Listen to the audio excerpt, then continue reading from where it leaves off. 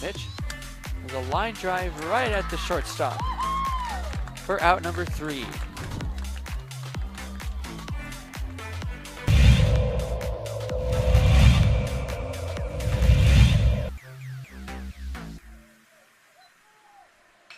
Apodaca ripped to left field.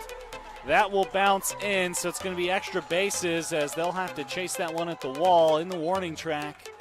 Flipped up, there's no play at home. So it's an RBI double for Andrew Apodaca. No JJ this week. DC is in with me. What's happening? Good. You are right about the fireworks, man. I've never seen anything like it. Welcome to the Borque. That was your first Albuquerque 4th, huh? It just doesn't stop. It doesn't stop. They love the fireworks out here. Not going to stop tonight either. Really? And I think you had it on the 3rd, right? Yeah, it feels like it's been going a few nights now. Yeah, I had a good buddy. Actually played around at golf on what day is today, dude? It is officially Wednesday the 5th. Okay, so Wednesday, so Monday, and he came out and he showed up on the 4th hole, and he just got back. He's like, "Yeah, dude, I went out to Moriarty. We bought $500 worth of fireworks." I'm like, "All right, good." That's awesome. So they blew up their neighborhood, I think. Whatever. Do you have dogs? Oh yes, and they did not enjoy it. They don't dig that. I don't know any dogs that dig that. No, I felt bad for them because again, like they don't do it like this in Colorado. I'll just say it like that. And so that was the first time they've really experienced the full 2-hour just. That's all you got was 2 hours? All right. It might have been longer. I don't know. It felt like a while though. Yeah, the Borque Independence Day is not good for those who have to work the morning shift. Like when I worked the morning news, when I had to be up at 3 and be in at 4 when I was doing TV, it sucked because not only is it, it gets dark at 9:30 or whatever, but they're going off until midnight. And yeah, that was one of the worst days. But hey, we're here and hope you had a good and a safe 4th. Went out to the ball game on Monday night. Your Albuquerque Isotopes were 11-10 winners out there, and that was one of those games. And I've been to a lot of fireworks games where you're like, okay, by the time you get there, you just want it to be. You want the home team to win, so you're not going to the bottom of the 9th inning, right? Get the fireworks early. But this was one of those 3.5-hour games. We don't have a lot of those anymore. We don't have 11-10. There was the benches cleared at one point. We had a little situation, little skirmish. Isotopes hit back-to-back jack, and the next ball hit batter in the head. And I thought we were throwing. Like the dudes that came out of the dugout, the bullpen guys came out, come out and dance like you do. But the dudes who came out of the dugout, I thought we were throwing for a minute. I really did. And they settled down, and I said, okay, well, somebody from the Isotopes is going to throw at one of their dudes, right? Because that's how it goes. How I was trying to explain it. But they didn't, and they got a run in the bottom of the 8th, and everybody went home happy. And don't look now. But your Albuquerque Isotopes are playing some ball. That's kind of weird. So they are 5-2 after losing last night. They're 5-2 in the second half. Oklahoma City won the first half, and they're 6-1. But your Isotopes they took 5 out of 6 from El Paso. Lost last night, but it was a good time. It was just a great crowd out there. How about the crowd with the low riders the other night? It was just a good old time. Did you watch the truly American 4th of July spectacular that it is hot dog eating? I cannot do that. I don't know how I got there.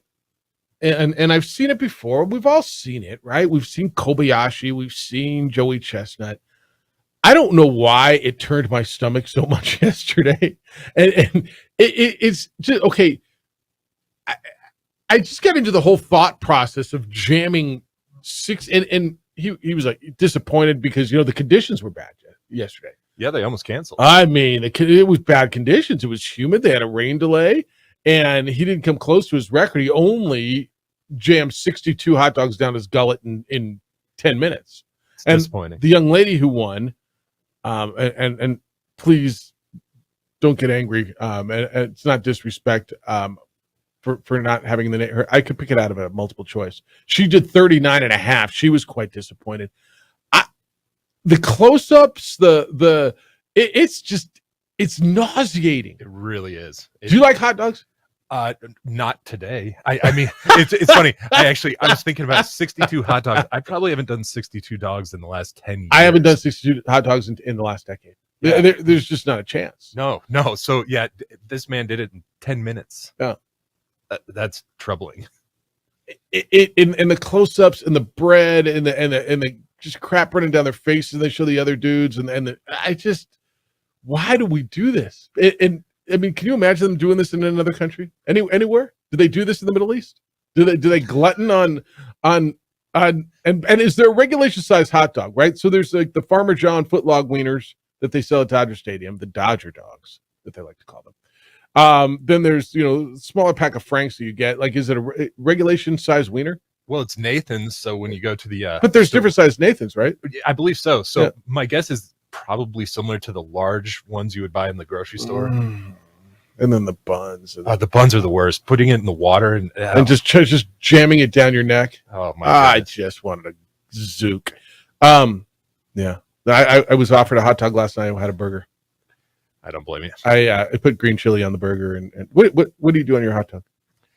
I like a Rockies dog. If I'm at what does that mean? Okay, so at Coors Field at a Rockies game, it's similar to maybe like a fajita on top. You've got onions and peppers, and you put a little relish and nice ketchup, and it's good to go. I love the people who tell me how to eat my hot dog. Right? You can't have ketchup on a hot. I can do whatever the hell I want. By the way, yeah. Go to Wrigley Field. They'll tell you how to eat a hot dog. Here, eat like you know what I'm saying? Yeah. America, in it. Everybody, we want freedom, but I'll tell you how to eat your hot dog. I like ketchup and mustard and relish. Oh my goodness! On a regular hot dog. So you don't like that, huh? No, actually, I love it. I think it's funny that someone probably had that reaction. Like, I get it all the time. Yeah, you can't put ketchup on. I can do whatever the hell I want, dude. If I wanted to dip it in sugar, I can do that too. If I want to dip my bun in water, I will. I promise you. On the bigger, like on a kielbasa, on a sausage, like I love the kraut. And like when there's kraut, I'll do it, like hot kraut, like New York Dirty Dog or something. And then I'll do mustard, no ketchup. If I do kraut. Yeah, that's good. But everybody wants to tell me how to eat my damn hot dog. And I've been doing this radio gig for a long time. Every year I get somebody, you can't have ketchup on it. Yeah, no, I kind of can, actually. Yeah, they serve it. I can do whatever. You know the beauty of what we celebrated yesterday? America? I can put whatever the hell I want on my hot. Like here, see this thing of sugar right here? Or creamer or powdered creamer? I could put powdered creamer in my coffee. Which sometimes I wonder what the hell am I doing? Anyway, yeah, that's what I got to look at yesterday. There's a lot of baseball to talk about. Here's what we're doing today. And I'm actually really looking forward to this. And this isn't going to be all about X's and O's and who's your third string left tackle. But Danny Gonzalez is going to be in studio for about an hour today. He's coming in at 8:15 and he's just, we're going to sit down and, we're going to talk to him. I'm looking forward to talking to him about some of the reason for optimism this year. And it's a much more quiet optimism around the program, certainly coming off of what they did last year. But talking to the coaches and talking to Danny and talking to people around the program, they feel like they've got a lot better players. And look, you could be the greatest coach ever, right? But I'm looking forward to talking to him about the optimism and why it's there and why you should be optimistic. But I want to get more into, we never really sit down with Danny and talk to him about, how did he get into football? He didn't start playing football until his junior year in high school, at Valley High School, and what got him into it, and just looking for. And Danny's got so much to talk about. We're going to talk to him, his thoughts on the San Diego State situation. Have you seen this Seinfeld meme running around on San Diego State? I have not. It's an old Seinfeld clip. It's of George quitting his job, right? And they put on George SDSU. And the boss says Mountain West Conference, and George is like, "You stink, and you're a laughing stock, and I'm out of here, and I quit." And then he's got to crawl back in, and he comes to the meeting on Monday like nothing ever happened. We're going to get into the San Diego State stuff too. There was an article in the San Diego Tribune yesterday. I'm hearing from so many people on this story. I'm hearing a lot of different things. But when we come back, I'll tell you what I'm hearing is the bottom line on San Diego State back to the Mountain West, and what I think is going to happen. I mean, I'm pretty sure this is the way it's going to go. But I'd love your thoughts still if you want to get in on what you think should happen. Here's how to be interactive with the program today. Area code 505-246-0610. It's area code 505-246-0610. That's the 377 Brewery hotline. It is also the Sports Animal text line. You can send me an email, jeff@sportsanimalabq.com. That's jeff@sportsanimalabq.com. And, of course, on the Facebook, the OD and the AM. Adrian's producing the show. You can see DC. He's got a camera now. I'll be there. You can watch the simulcast on Comcast Channel 26 on our Facebook page, the OD and the AM. So when we come back, everything I'm hearing and where I think this is going with San Diego State and the Mountain West, Danny Gonzalez is going to be in studio at 8:15 on the opening drive. Good 5th of July. Glad you're with us. How you feeling? Yeah, me too. On 95.9 FM and AM 610, the Sports Animal.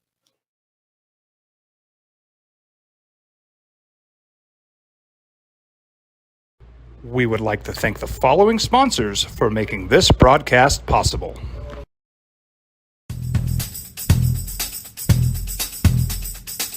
International Protective Services is a proud supporter of ProView Sports and New Mexico Youth Athletics. IPS provides residential and commercial security services in the Albuquerque metro area.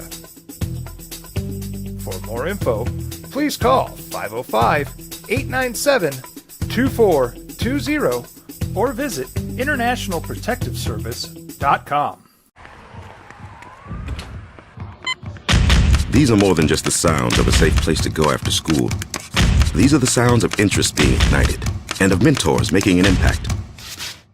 At Boys and Girls Clubs, we don't do just one thing. We do whatever it takes to meet the needs of every kid who comes through those doors. Because whatever it takes is what it takes to build great futures. Great futures start here. Sometimes it's the small things that make life easier, like never worrying about being declined at an ATM when only cash will do. With your covered from US Eagle, we'll cover you, even if the money's not there. That's a good feeling. And we do it with no extra fees or penalties. It's called trust, and we think that's important, especially if we're asking you to trust us. At US Eagle, that's just part of what it means when we say people mean more. Don't sacrifice quality of flavor when you're in a hurry. Golden Pride offers ribs, fried chicken, green and red chili breakfast burritos, and Frontier Cinnabons. 4 great locations, or visit us online at goldenpride@abq.com. Golden Pride Barbecue Chicken and Ribs, proud supporter of ProView Sports Network. Check it out. What is it? It's a time machine, bro. I could jump into the future, get my paycheck early. I already get my paycheck early at US Eagle. Get your paycheck up to 2 days early with US Eagle Early Payday. Now's a great time to have your checking with US Eagle. Time machine. Your girlfriend breaks up with you in 22 hours, 53 minutes. Wait, what? Seth? We fight the battles no one hears about. We drop into the middle of firefights to rescue others. And act as one-man air traffic control towers. We're the ones who go before all others.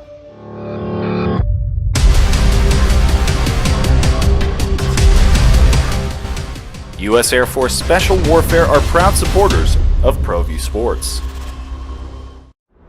Hi everyone, my name is Master Sergeant Jacob Groves. I am a Air Force Special Warfare pararescueman. Air Force Special Warfare are proud supporters of ProView Network and New Mexico Youth Sports. Air Force Special Warfare operators are critical thinkers. They maintain a high level of fitness, they take initiative, and they don't quit. For more information on Air Force Special Warfare, contact me at the number listed below. U.S. Air Force Special Warfare are proud supporters of ProView Sports. As a mom, I try to make the best choices for my family and our health. That's why I choose Western Sky Community Care. It's a Medicaid plan with quality health coverage and special benefits like Boys and Girls Club membership credit, additional dental benefits, and wellness and support programs. I decide which Medicaid plan is right for us. I choose Western Sky Community Care. Learn more about Western Sky Community Care by visiting discoverwesternsky.com today. International Protective Services is a proud supporter of ProView Sports and New Mexico Youth Athletics.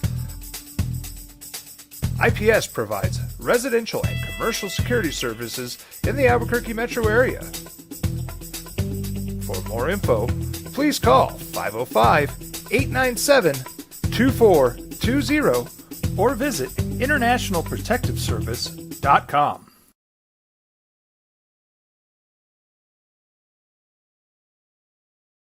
We would like to thank the following sponsors for making this broadcast possible. We fight the battles no one hears about. We drop into the middle of firefights to rescue others. And act as one-man air traffic control towers. We're the ones who go before all others.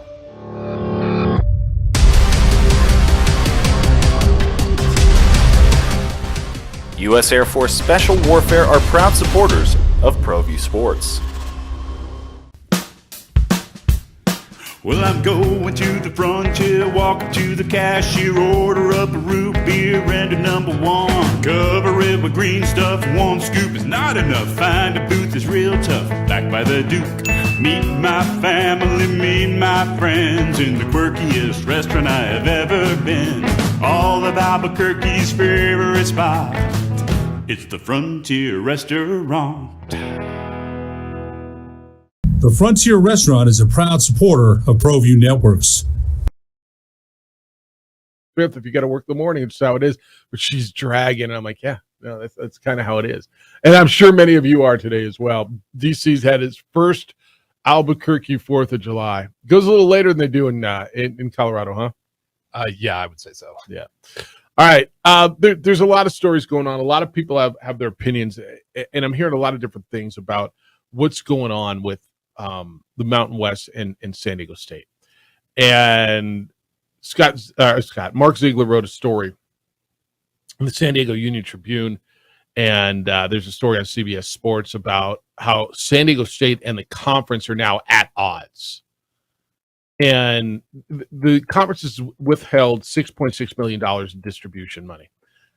Basically, it could go towards their exit fee. And I think the conference knows that San Diego State did not exit the league. We got into this deep on I don't even know what day today is anymore. Damn, Monday, right?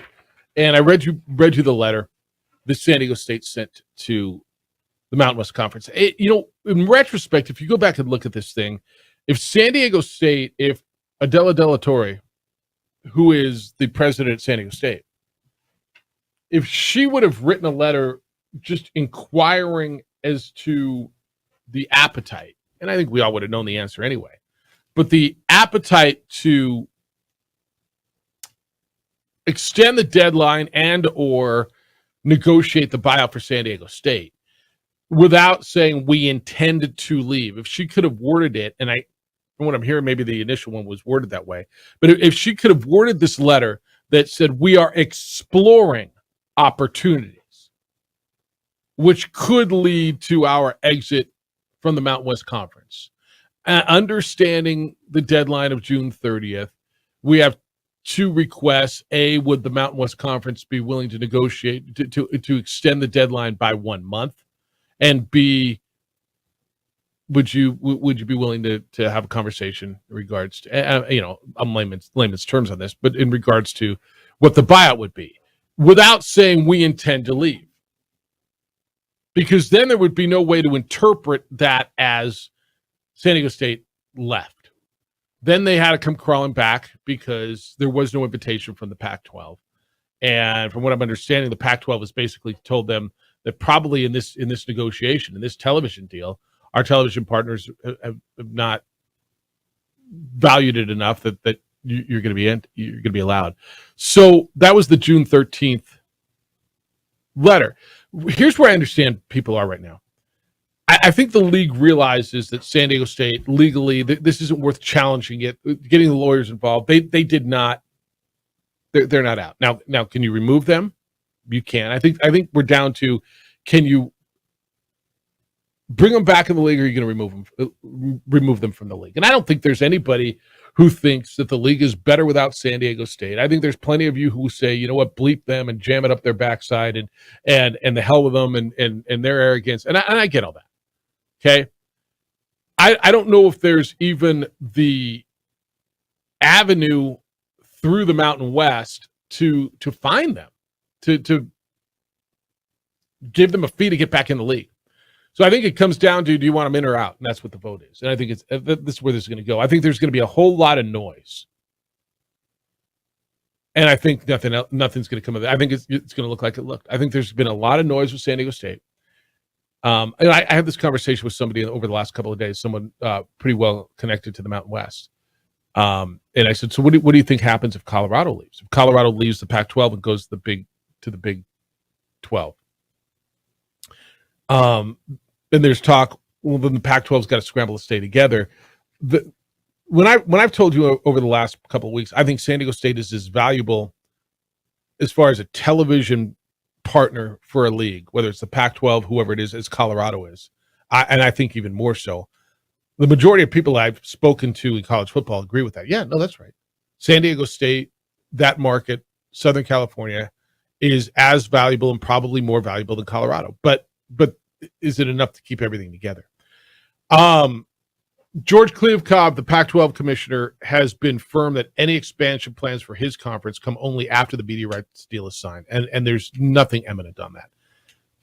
So where are we? And we'll talk. I'm looking forward to hearing Danny Gonzalez's opinion on this.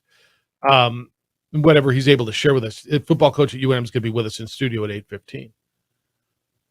But the Mountain West hardline stance could be a long-term negotiating strategy for this and making it harder for San Diego State to get out next time in 2 years, whenever that happens to be. But that's where it is. I'm just telling you, I think what ends up happening here, the end result of all of this is there was a lot of noise about San Diego State. And I don't even think there's a question if there is another group of 5 team to jump to a, quote, power conference. San Diego State right now is the most attractive and most viable and the next one. But will there be one? You know, their fans are going, how the hell did Houston and Cincinnati and Central Florida and BYU? Well, the timing, right? And I understand, and I don't know that this is 100%. I've heard this from a number of places. The Big 12 may have reached out to San Diego State, and I think San Diego State's president kind of wanted to go Pac-12 and squash that whole thing. And, you know, they might have been able to make that move instead of using the Big 12 as a backup. They might have been able to do that, you know, months ago, but they didn't. And here's San Diego State going, okay, we're coming back. And what does the Mountain West do? And I mean, to me, it's an easy answer. And it's not because I'm an alumni of that school. It's an easy answer because I think we're all fans of the Mountain West, or we watch the Mountain West, and it's not arguable to me. And I don't even think it's arguable to any of you. The league is not better without San Diego State. Now, you want them to pay. You want to stick it to them for what? For exploring, for doing exactly what you would have done. They made a mistake. I think their president made a mistake in the way she worded that letter. And if you word that letter saying, "Hey, we are exploring opportunities, something may arise," would the Mountain West Conference be amenable to having a discussion about extending the deadline, the July 30th deadline by 30 days? And we'd like to have a conversation about negotiating the exit fee. Now, I think the answers both would have been no both ways. But if you tell me you're exploring possibilities, that's a whole lot different than what you gave me the other day in that letter that said we intend to leave the conference, right? the specific nature of that just is the one thing that really stands out, because I was looking at all this, law in California, law in Colorado, law in New Mexico, and the intent, the word intent just stands out to me so much. Mm-hmm. Yeah, that's the key word there, right? The key word is intent. What does that mean? And we're all playing these damn legal games. We're not lawyers. But I think, from what I understand, I think the Mountain West knows that they did not give an official letter of resignation. And so this is where we stand. And so what now?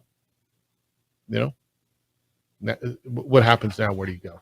All right, 505-246-06. So we're going to talk at 8:15. So a little during about 45 minutes. Danny Gonzalez is going to be in studio, and amongst other things, we'll talk to him about the state of his league. And he spent time at San Diego State.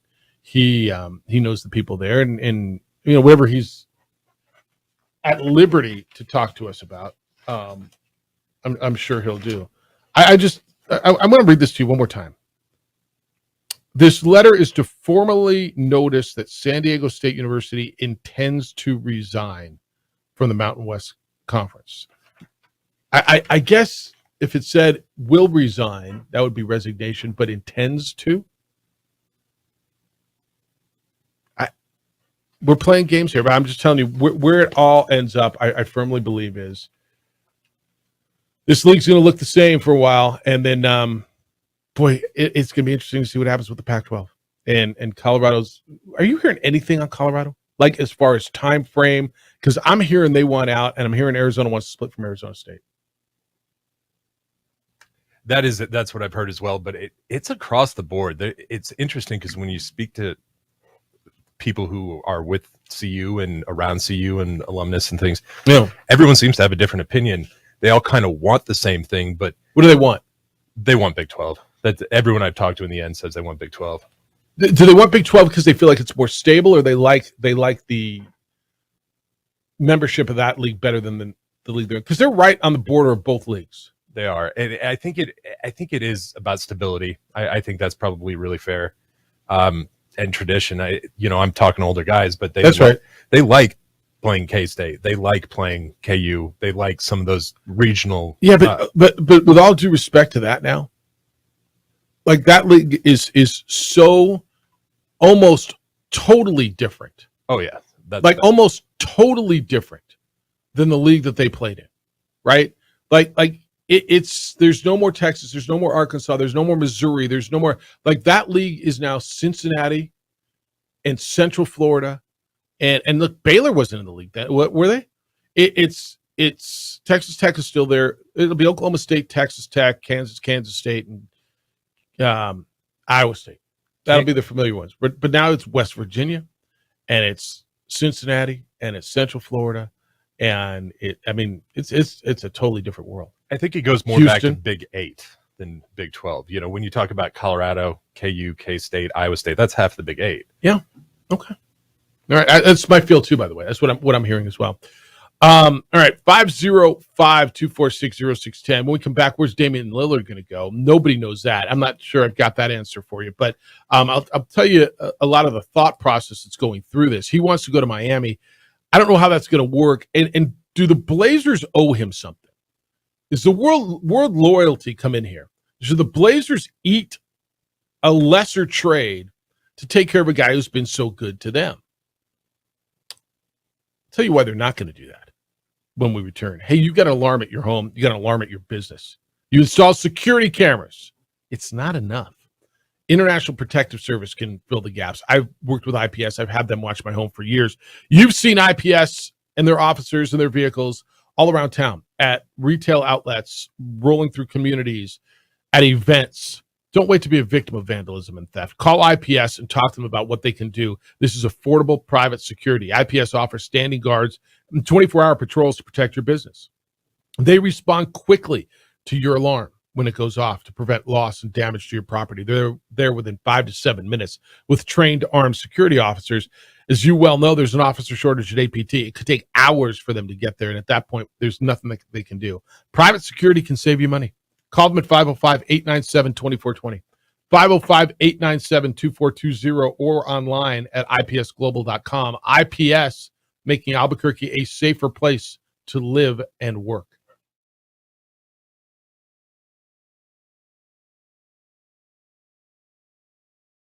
We would like to thank the following sponsors for making this broadcast possible.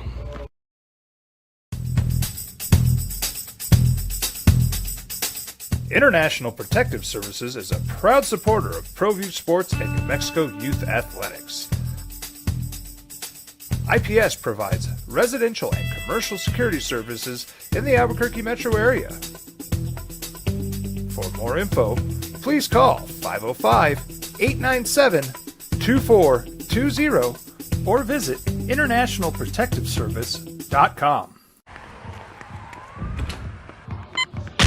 These are more than just the sounds of a safe place to go after school. These are the sounds of interest being ignited and of mentors making an impact.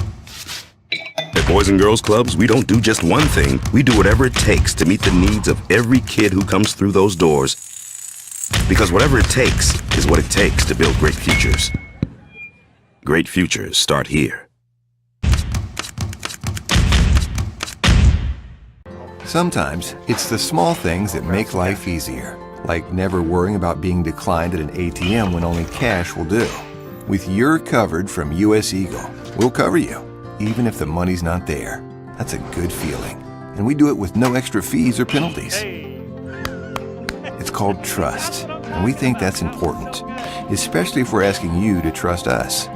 At US Eagle, that's just part of what it means when we say people mean more.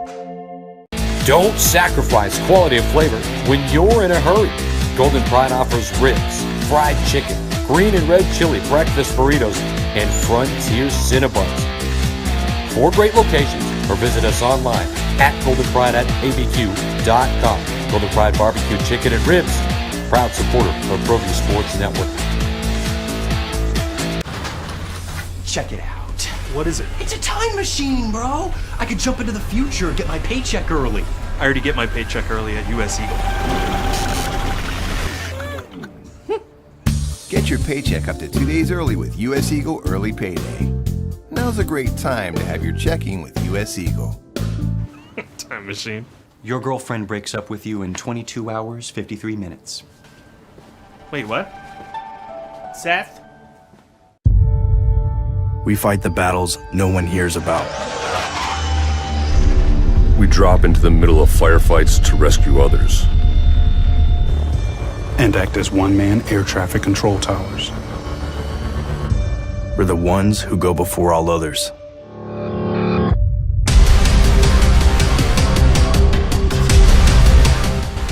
U.S. Air Force Special Warfare are proud supporters of ProView Sports. Hi everyone, my name is Master Sergeant Jacob Groves. I am a Air Force Special Warfare pararescueman. Air Force Special Warfare are proud supporters of ProView Network and New Mexico Youth Sports.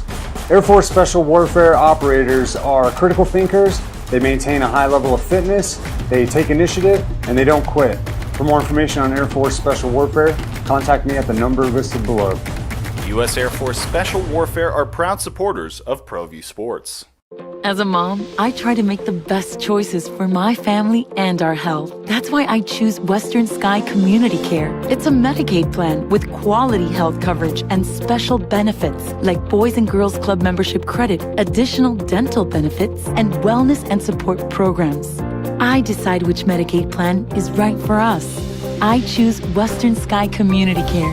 Learn more about Western Sky Community Care by visiting discoverwesternsky.com today.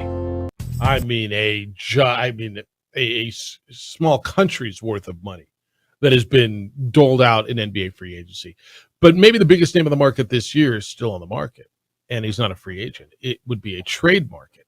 It is Damian Lillard, Dame time in Portland.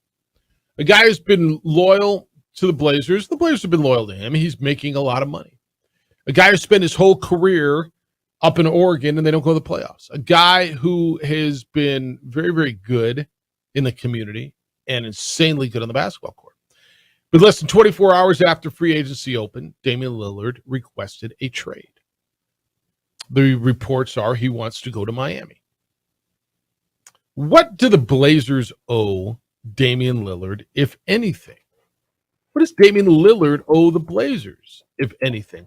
The common sentiment is that Damian Lillard was a good soldier, has been a good soldier, has stuck around while the teams have been horrible, has not made noise, has been loyal to Portland, and has wanted to be there and has been a team player. And it's all true, right? It's all true. So now I hear, well, then Portland should accommodate him. Well, it's not that easy. See, what Miami is offering is Tyler Hero, maybe Duncan, what's my guy's name? Duncan Robinson. Thank you. I was thinking Anderson. I knew it wasn't right. Duncan Robinson. And some draft picks. Well, that's not what Portland wants. Portland's got guards. They just went with Scoot Henderson at the top of the draft. They got guards. They're young. They're looking for some players. They realize they've got an insane asset here that everybody wants. So do you feel that they should potentially take less out of loyalty to accommodate a guy who's been so good to their franchise? No, you got to get the most you can out of that. That's DC. Somebody asked me the other day, who's that voice I heard? The guy was pretty good. Who was that? Yeah, DC's our producer, and he's in, and JJ's out today, and it's good to have DC be more active, and I appreciate you playing a bigger role today and this week because your stuff's great. I agree with you. See, the loyalty wasn't a one-way street. It's not like Dame was doing some sort of a charity case for Portland. Damian Lillard has become a very, very generationally wealthy man. Now, it's in the best interest of the Blazers to trade Lillard before being forced to the corner, and they could have traded him earlier, but they didn't. They just gave Jeremy Grant $160 million. But there will be better offers out there. I have no problem if they wait this thing out and try to find a three-team trade to bring Miami in with whoever and find what they want. But this is an opportunity now for them. And I heard this the other day that, well, their general manager is out there saying, well, we want to win. Well, where the hell were they trying to win when Dame was there? What did they do when Damian Lillard was there? Well, they tried. It didn't work. Damian Lillard wasn't attracting all these free agents, was he? No, he wasn't. All right. Well, it's Portland. Nobody wants to go there. I don't know. Is that right? I mean, you're getting free agents to go to Milwaukee now. Where would you rather be, Portland or Milwaukee? Portland. Right? Sure. Yeah. I mean, Portland's Oregon's beautiful. You can tell me about the politics, and we can get into that whole thing if you want. But I mean, every city's got their politics. Like, where would you rather live? It's an easy answer to me. Milwaukee's nice. Don't get me wrong. No, Milwaukee's one of America's underrated cities. It totally is. You're right. Milwaukee and Pittsburgh are like the two really, really fun cities that get a bad rap. No, totally. Yeah, no, Pittsburgh. You're right about that. That's great. Pittsburgh's another great town. You ever been to a wedding in Pittsburgh? No, but I've never not had fun in Pittsburgh either. They put out this table where everyone brings cookies. It's the cookie table. Really? Yeah. Oh, it's a Pittsburgh thing. Are they homemade cookies? Oh, yeah. It's like your family's best recipe, and it's a different thing they do out there, but it's a lot of fun. Really? That's a Pittsburgh wedding thing? Yep. It's kind of like the 4th of July in Albuquerque. So you got its own thing. Kind of like it. Yes. Yes. It's different than cookies. I heard that players are watching what Portland's doing, and if they don't take care of Dame, that they're not going to be able to get free agents in the future. And I'm sitting around listening. Okay, they've taken care of Dame. They've given Dame everything he's wanted. They've gotten whatever players they can. They've given him a vault of money. Now he comes and says, I want out. They should not have to gut their franchise to accommodate Dame Lillard. Dame is a good dude by every account. You know where Damian Lillard went to college? Do you know? Weber State, right? That's correct. In Ogden, Utah. That's correct. Another very fun town. Really? Oh, it's awesome. That one I wouldn't have guessed. It's like 45 minutes north of Salt Lake City. Yeah. No, I've been through it. Great town. I've been through it on my way to Logan. But I never. Oh, okay. I'll take your word for it.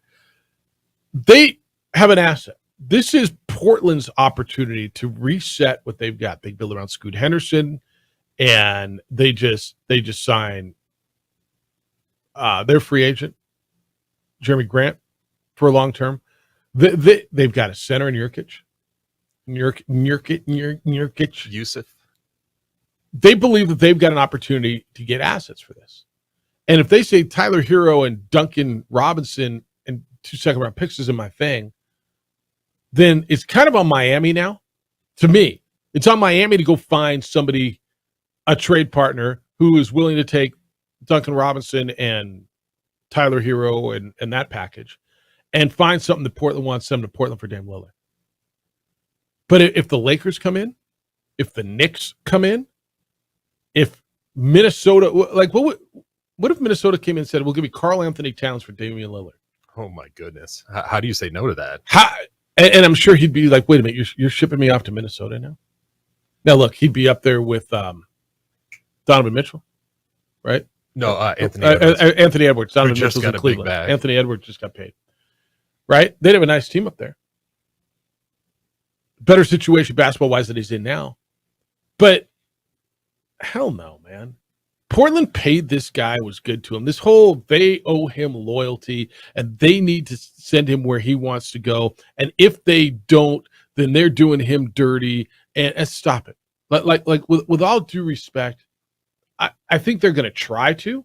I think they want to send him where he wants to go. I think they will. And I think that's why this hasn't been done. I think that's why this is going to take a month or two. Okay. To figure it out. Yeah, I think they want to take care of Dame. They're not looking to create animosity. But this is Portland's opportunity to reset their franchise and turn this thing around. If you look historically, that's a good basketball town. It's a good basketball franchise. They've done things the right way. They've got an asset. That asset wants out. That asset's in his prime. I'm going to give him away for Tyler Hero and Duncan Robinson because that's what's being offered? No, I'm not. No. Well, but you owe it to Damian. No, I don't. I paid this man handsomely. Took care of him. But you never got him anything around him. Well, we tried. It's starting to feel like Aaron Rodgers a little bit. That's interesting. Why? Well, I mean, you lose so much leverage when you say where you want to go. And so now you have the superstar who says he wants to leave. It's probably true. But the team's going to have a hard time moving him because if you want to go to Heat, it's I don't know. It's just very difficult. That's a great point. So I'm going to use your point because for those who are saying they owe him, well, him coming out kind of takes away whatever I owe you. What you're saying is they have no leverage now because he came out and demanded the trade? Specifically to the Heat. I mean, just saying you want to trade, that's fine. Right. To the Heat. Well, then where's the loyalty there? No, that's really fair. You know what? Then no, we're going to send him where I need to send him. I was saying this during the Aaron Rodgers thing. I thought that the Packers had the leverage because he's under contract and Damian Lillard's still under contract. If I don't trade you, you got to come back and play for me or you don't get paid. So you don't get to dictate this. You don't have the Bradley Beal no trade clause. But I agree with you. If it was like, hey, let's not get this out there. But it's time. Can you find a way to get me to Miami? All right, we'll try, Dame. But I might send your ass to Minnesota. I mean, the Knicks can come up with a package. When you see that Gobert deal, everyone's got first-round picks. So if you're willing to let go of your next 4 or 5 years worth of picks, anyone is in play. I think that's right. I think that's all right. Danny Gonzalez is going to be in studio coming up at 8:15, and we're just going to talk. It's not just about. I mean, we'll talk football certainly, and why there's such optimism around the coaching staff and around that program for going into this year. But we're going to get into some stuff with Danny about his thoughts on the San Diego State thing, how he started in football. I mean, just he's going to be here for a minute, and just kind of some way more informal stuff than we do on Mondays during the football season with Danny. So we're looking forward to that. You can get in on the 377 Brewery hotline, 505-246-0610. That's how to get here. That's area code 505-246-0610. It also serves as the Sports Animal text line, and we're going to hit on a bunch of that. When we come back, big injury in Major League Baseball, and we're talking about one of the best players in the game. How long, how serious? That's when we come back. Hey, your vehicle. is most likely your second biggest investment, right? You're going to have it for quite a while. It only makes sense that you take care of it, protect it. I strongly suggest you get a call into On the Spot Automotive Detailing. I do that. On the Spot Automotive Detailing not only will detail your vehicle, but if you ask them about the extra layer of protection with paint protection film or ceramic coating prevents water, dirt, and mud from bonding to your car's paint, and it makes it much easier to clean, and it protects you from UV damage and oxidation in this intense New Mexico sun. Paint protection film is self-healing, which prevents dents and scratches as well. They start at $250, and there's a lifetime warranty available. On the Spot Automotive Detailing is a 3M certified PPF and tint installer as well. And the tint stuff is a big deal, especially in the sun, as you're well aware. I use On the Spot. They come to me, they detail my vehicle at the office. Well, not in the office, in the parking lot. I'm in the office, they're outside. And when they're done, the vehicle feels, smells, looks like the day I took it off the lot. It's wonderful, and it's a great gift if you're looking for a gift. It beats the hell out of cookies. I mean, cookies are nice, but this is special. Call them and schedule at 505-859-2859. It's On the Spot Automotive Detailing, 505-859-2859, or online at otsdetailing.com.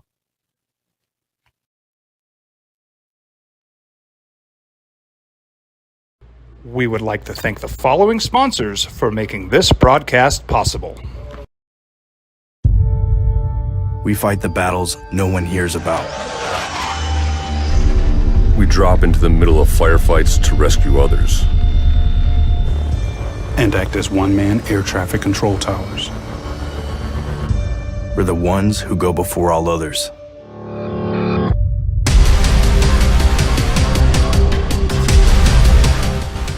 U.S. Air Force Special Warfare are proud supporters of ProView Sports.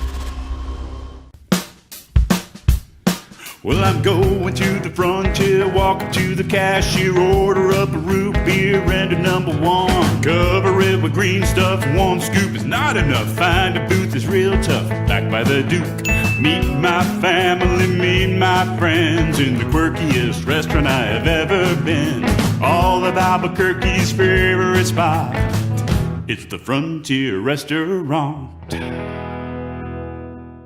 The Frontier Restaurant is a proud supporter of ProView Networks. These are more than just the sounds of a safe place to go after school. These are the sounds of interest being ignited and of mentors making an impact.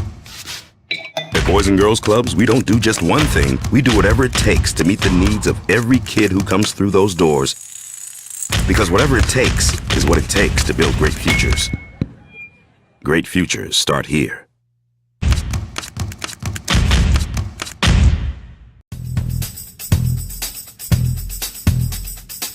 International Protective Services is a proud supporter of ProView Sports and New Mexico Youth Athletics. IPS provides residential and commercial security services in the Albuquerque metro area. For more info, please call 505-897-2420 or visit internationalprotectiveservice.com. Sometimes it's the small things that make life easier, like never worrying about being declined at an ATM when only cash will do. With You're Covered from US Eagle, we'll cover you, even if the money's not there. That's a good feeling. And we do it with no extra fees or penalties. It's called trust, and we think that's important, especially if we're asking you to trust us. At US Eagle, that's just part of what it means when we say people mean more. Hi everyone, my name is Master Sergeant Jacob Groves. I am a Air Force Special Warfare Pararescueman. Air Force Special Warfare are proud supporters of ProView Network and New Mexico Youth Sports. Air Force Special Warfare operators are critical thinkers. They maintain a high level of fitness, they take initiative, and they don't quit. For more information on Air Force Special Warfare, contact me at the number listed below. U.S. Air Force Special Warfare are proud supporters of ProView Sports.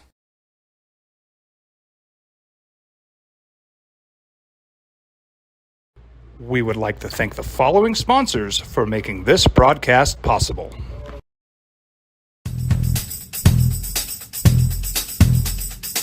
International Protective Services is a proud supporter of ProView Sports and New Mexico Youth Athletics. IPS provides residential and commercial security services in the Albuquerque metro area. For more info, please call 505-897-2420 or visit internationalprotectiveservice.com.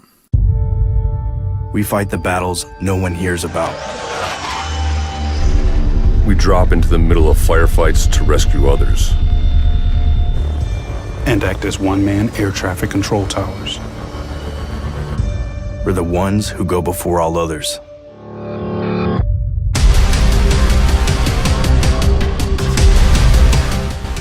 U.S. Air Force Special Warfare are proud supporters of ProView Sports. Hi everyone, my name is Master Sergeant Jacob Groves. I am a Air Force Special Warfare pararescueman. Air Force Special Warfare are proud supporters of ProView Network and New Mexico Youth Sports. Air Force Special Warfare operators are critical thinkers. They maintain a high level of fitness, they take initiative, and they don't quit. For more information on Air Force Special Warfare, contact me at the number listed below. U.S. Air Force Special Warfare are proud supporters of ProView Sports.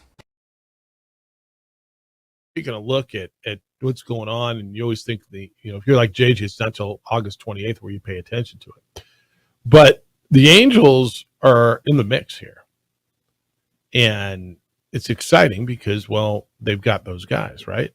But right now, the Angels are 4 games out of a wild card. Jeff, how are they going to catch the Yankees, the Blue Jays, but they're in it, right? Mike Trout has been having another spectacular season. He went on the 10-day injured list with a broken left wrist. I'm not sure how they figure it's only going to be 10 days, but okay. And then in the game against the Padres yesterday, not only did the Angels lose third baseman Anthony Rendon, he fouled the ball off his leg, said he has a left shin contusion. But then Shohei Ohtani leaves the game. He had a blister on his middle finger of his pitching hand. He gave up 2 home runs back-to-back to Xander Bogaerts and Jake Cronenworth. In the 6th inning, he allowed 5 runs on 7 hits, one of his worst outings. But he's a 2-way all-star for the 3rd straight year. He's picked by the American League pitching staff and by the players on Sunday. Doesn't expect to pitch in Seattle in the all-star game, but he should play. He said, it's going to be pretty tough as of now. I'm planning on not pitching, he said. Bigger deal. Ohtani not being able to pitch for a while, but should be able to play, or Trout being out. I mean, Trout being out's huge. Yeah, they said, reading through that he's currently on the 10-day IL, but he could be out up to 10 weeks. Yeah, no, I mean, why they put him on a 10-day, you're like, it's like the Judge thing to me when he ran into the fence at Dodger Stadium and hurt his toe, and now he's been out for 4 weeks already, and it's broken toe. And I mean, you look at some of these, but Trout being out's a big deal. But Ohtani is interesting if he's healthy enough to remain his designated hitter. Now, when his spot came up in the lineup in the batting order, DH in the 9th, he got pinch hit for. Joe Adell came up to him. Hit for him. Through an interpreter, Ohtani said, quote, "When I came out of the game, I was kind of in the moment, so we'll see about going forward the next few days.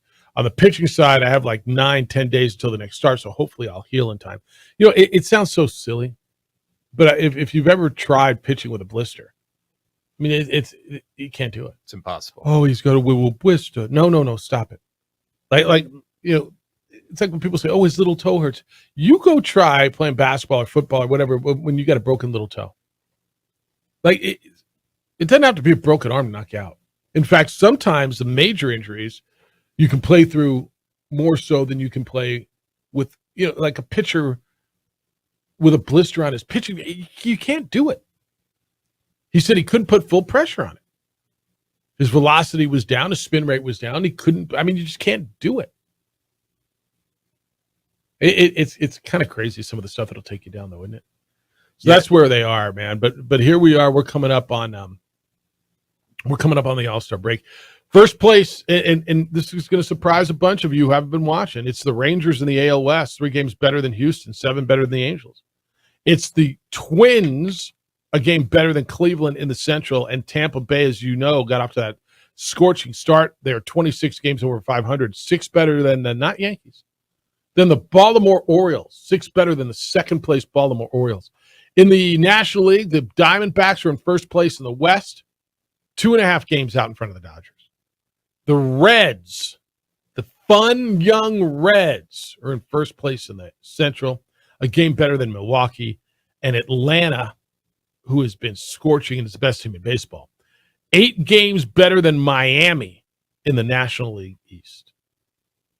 If you're looking at wild cards, and now you're going to start looking at them, right now it'd be the Orioles, the Astros, and the Yankees in the American League. It would be the Marlins, the Dodgers, and a tie between the Phillies, the Giants, and the Brewers for that last spot. It'd be fun. Danny Gonzalez is going to be with us in studio about 8:15. Just catching up with the Lobo football coaches.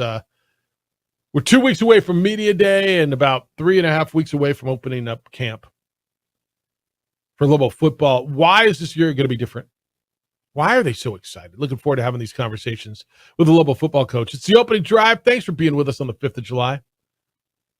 How you feeling? I know. It's tough to sleep on the 4th. Thanks for waking up with us on 95.9 FM and AM 610, the Sports Animal.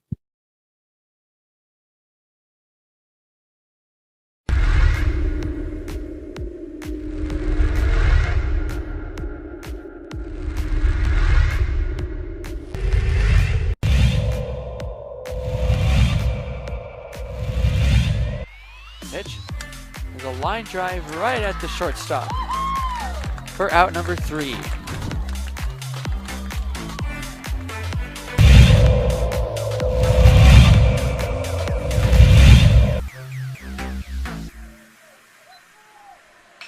Apodaca ripped to left field. That will bounce in, so it's going to be extra bases as they'll have to chase that one at the wall in the warning track. Flipped up, there's no play at home. So it's an RBI double for Andrew Apodaca.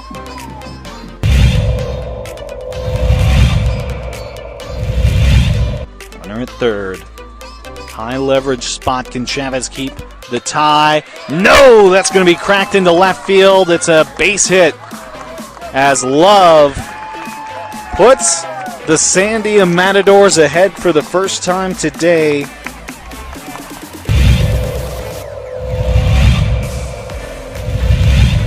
The 0-2. Upstairs goes the backstop, and the run will not score. Gun down at home.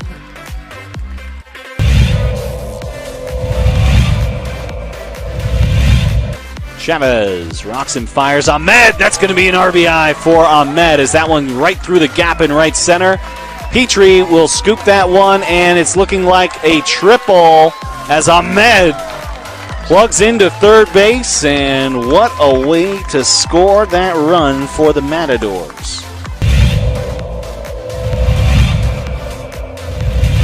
Coach Romero barking out his orders there to his players. He's been around the game for a long time. Nice shot to center field. That'll bring runners in. Just like that, La Cueva will bring 3 runners in to go up 3-0. Runner advances to third.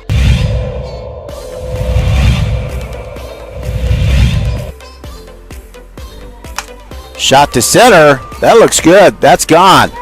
Man, outstanding center shot there. Is La Cueva will score.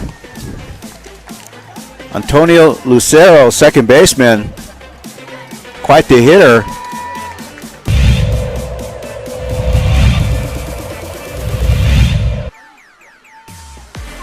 Shot to third, and good catch, and she gets the out. Outstanding play by Trinity Bazan. Nice bright spot.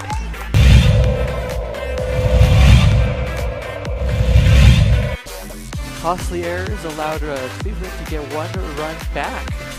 That one sent on the ground to the left side. Throw to first in time. Throw home. Got her. Whoa, what a play.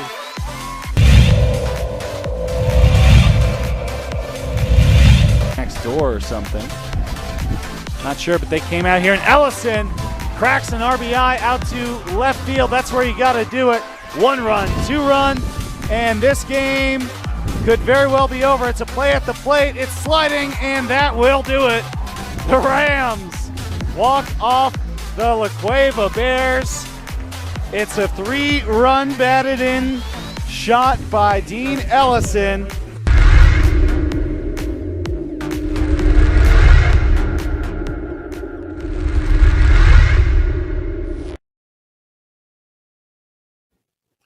It's all about the media. There's nothing to see here. I don't know, man. I mean, the agents were talking, the players were talking about the Stephon Diggs Buffalo Bills mess. Good morning to you. Happy 5th of July. How you feeling? Yep. Me too. DC too. The 5th of July is a tough one because, well, doesn't shut down early, does it? Hard for those of you who work early in the morning on the 5th of July. Get a nap today. Tell the boss it's the 5th of July. I got to take a nap and get back at it and go. But we're here for you on this beautiful Wednesday morning. Danny Gonzalez is going to be in studio coming up at 8:15. Looking forward to talking to Danny about football and life and all kinds of stuff. As Lobo football gets set, we're going to be at Media Day. What day is today? Wednesday? So 2 weeks from today, we'll be in Vegas for Media Day. And looking forward to that. Josh Allen says the media blew it all out of proportion as far as Stephon Diggs leaving the mandatory minicamp back in June. Let me tell you something. And I really like Josh Allen. But when you are a Super Bowl contender, when you're a bad team, when you're in the NFL, everything you do and everything that goes around, you love talking to the media when you throw the winning touchdown pass. You love when great things happen. The flip side of that is when something happens, like when your star receiver who threw a tantrum in your last outing doesn't show up and his agent is talking about he's there and your head coach is saying he's not. And the media is going to notice that too. The fans are going to notice that too. You don't get one side of this. And this is what's really interesting about what goes on there. This team is going to be scrutinized. They're the best team in New York. Yes, they're in New York State. In fact, you can argue they're the only team that plays in New York State because you'd be right. But when Stephon Diggs showed up from the first day of minicamp, left practice, headed home, and Bills coach Sean McDermott said that they're very concerned about the situation, even though it ended up resolved the next day. I don't know. Is that something, A, for fans of the National Football League to take notice, and B, the media who covers the Buffalo Bills to report on? You got to report on it. So, that's it. Like he said, there's not a game for 4 months. We got to talk about something. So you can't just, it's one day, but that's a big deal when it's the first day. Kind of is. Josh Allen, who I really like, doesn't think that your number one receiver leaving minicamp and causing your head coach to say that he's very concerned is much of a story. Quote, Josh Allen, I love Diggs. That's my guy. The media has blown this so far out of proportion. We're in minicamp. We're not playing a game for 4 months. He doesn't show up for one day. He's still there. Coach asked him to go home. They're in talks. They're trying to resolve things. They're still talking about it. Let it go. There's no reason to continue talking about it. End quote. Well, whether there's reason to continue talk about it, I mean, you can debate it, but y'all wanted to talk about it, so there was. There was absolutely reason to talk about it at the moment. I mean, one of the best teams in the NFL saw one of its best players leave a mandatory minicamp after blowing up on the sideline in apparent dispute, and leads the head coach to say he's very concerned. I mean, I don't know. You tell me what's worth talking about if that's not worth talking about. The NFL wants to own the offseason, right? They want to own the whole calendar. They want to own everything. The NFL runs the world when it comes to sports in this country. One of the best teams, best player, leaves mandatory minicamp in a dispute after throwing a tantrum, and the coach says, I'm very concerned. How is that not worth talking about? Help me. Tell me where I'm missing something. And RG3 chiming in didn't help at all. Those little things do add up. Sometimes dudes, and I'm not as big of an RG3 fan on TV as many are. I think he comes across as all shtick to me. Now, does he know stuff? Sure, he knows stuff, but he's got his niche. He dresses the way he dresses and does his thing, and fine. And obviously, there's some value. I'm not a big fan of his shtick. I find him very insincere and very uncomfortable to watch. But him having to step in and be Stephon Diggs' mouthpiece. Has Stephon Diggs said a word? Have we heard one thing out of Stephon? We've heard something from his agent. He did an interview about 2 weeks after the season, and he talked about it a little bit. But outside of that, it really has been pretty quiet. All I know is last time we saw the dude, he was throwing a tantrum on the field. Is there another way to describe what he did? No, that's pretty accurate. They had a drive, a 9-play drive where he was targeted once and he was pissed that he didn't get the ball, that he's not. The other thing I've heard is he's upset that he is not more involved in the offense of the play calling, right? I don't know, man. How many people do I need involved in my play calling? 2. The coach and the quarterback. Yeah, the offensive coordinator, maybe the head coach of the quarterback, right? No matter how good my wide receiver is, yeah, he wants the ball in every play. Does my wide receiver need to be involved in play? The more people you get involved, the more opinions you have. And what happens, I'm just telling you out of experience, and you all know this, when you have more opinions, you settle on one thing. Okay? Now, it gives you diversity in thought, and it gives you a lot of different perspective. But you know what it ultimately does? It ultimately means that more opinions were not used and the potential for people to be butthurt. Right? If I got something to do and I decided I got one opinion, if I got to make a choice, I say, hey, DC, what do you think? All right, yeah, let's do that. Okay. Hey, DC, what do you think? JJ, what do you think? Now I got 3 opinions. I'm going to do, I still think my way. Well, then you guys are both going, why'd you ask me? Right? I asked 5 people. I asked 12 people, and we got different. Yeah, I like what he says. So let's say I come up with 8 opinions. I got to go with one way, right? I don't need my wide receiver or anybody else in on the play calling. So with all due respect to Josh Allen, and I really, really, really like Josh Allen. The media didn't blow. I mean, did they blow it up? Maybe a little bit. Yeah. But out of proportion, like this is a story, man. This is a story. And one thing to keep in mind, like the media is huge. So yes, you're hearing it a lot. It's because there's so many outlets. And if you're looking up your own headlines, you're going to find them. So I don't know. I don't even think it's blown out of proportion because this is a big deal. I think it's a really big deal. Especially if that's your team or you follow that team. Again, I got a team that's telling me they're one of the best teams in the National Football League, right? I got the best receiver on that team being asked to leave mandatory minicamp. There's obviously a dispute. Now, they say they settled it. They resolved it the next day. Cool. But come on, man. See, and I find that hard to believe, too, because if it's resolved, where is he? Like, what? Well, seems fairly unresolved. Where should he be? Well, if they're having practices or mandatory meetings or events like that, he should be in the building. And they asked him to go home. That doesn't sound resolved. I don't know, man. I look at it and I'm like, you guys, there's something here. And this is going to be something that's going to be watched even closer as they go to camp. And they're going to walk around arm in arm, and they're going to do everything they can to show you how good they are. Right? Hey, here's one other NFL thing. Remember the field at the Super Bowl? Where did we play the Super Bowl this year? I don't even remember. Do you remember? Was it Las Vegas? Might have been. But remember no, it's Arizona. Sorry. It was Arizona. Yeah. All right, so the controversy over that and whose fault, it's not over yet. So Pro Football Talk says owners have been asking the league why the playing surface was so bad and at the Super Bowl. The NFL has now put the blame on the players. Said the players from the Chiefs and the Eagles were not wearing the right cleats during the game. Kind of a weird stance, isn't it? For both teams felt that the field conditions were horrible. In fact, field was so bad that do you remember Hassan Reddick called it the worst surface he's ever played on? He was the Eagles defensive lineman. Reddick said, quote, "I'm not going to lie, the worst field that I've ever played on. It was very disappointing. The NFL, you would think, would be better so we could get some better play.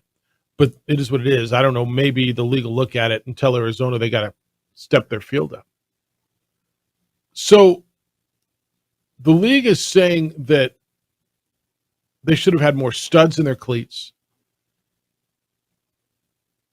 This is crazy. Danny Amendola, the former receiver, is taking the league side of this. He did an interview, and he said, on that surface, you've got to switch the tires out and put in 7 studs. I feel like you got to get better traction. You don't feel like you can play as fast as them, but at the same time, you're chopping up. You're playing on the turf. You're not gripping. Anybody that slipped, look at the cleats you're wearing. They're probably wearing the wrong tires. Wow. So the NFL is going to turn this around and say it's on the players. That's amazing, because I was not aware that the players chose their own cleats. Yeah, no, you can wear different cleats, and you can put in screw in different studs and thicker. I mean, longer. Shorter, longer. Yeah. See, I would think that was the training staff making those decisions. I didn't realize it was a player. Well, I think ultimately the player decides what they want to wear. Yeah, fair enough. Yeah. Fair enough. So, all right, Danny is also going to be here sometime this morning, here in a few minutes, and expecting Danny will be in studio. We're going to have a conversation with just kind of catch up with him. Global football coach, football stuff, depth, recruiting, NIL, league, kids, life. We talked to him on Mondays for 8-10 minutes. But Danny's good. There's so much there. So why should you feel confident? I mean, the coaching staff feels that they've got players. They feel like they recruited completely differently, like they got a new staff in. We'll talk to Danny and why you should feel confident going into Lobo football. It's the opening drive. Glad you're with us on the 5th of July on 95.9 FM and AM 610, the Sports Animal.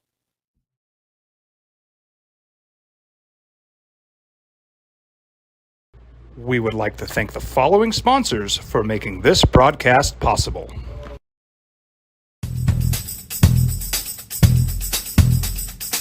International Protective Services is a proud supporter of ProView Sports and New Mexico Youth Athletics. IPS provides residential and commercial security services in the Albuquerque metro area. For more info, please call 505-897-2420 or visit internationalprotectiveservice.com. We fight the battles no one hears about. We drop into the middle of firefights to rescue others. And act as one-man air traffic control towers.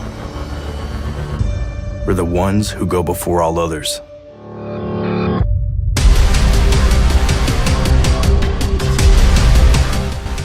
U.S. Air Force Special Warfare are proud supporters of ProView Sports.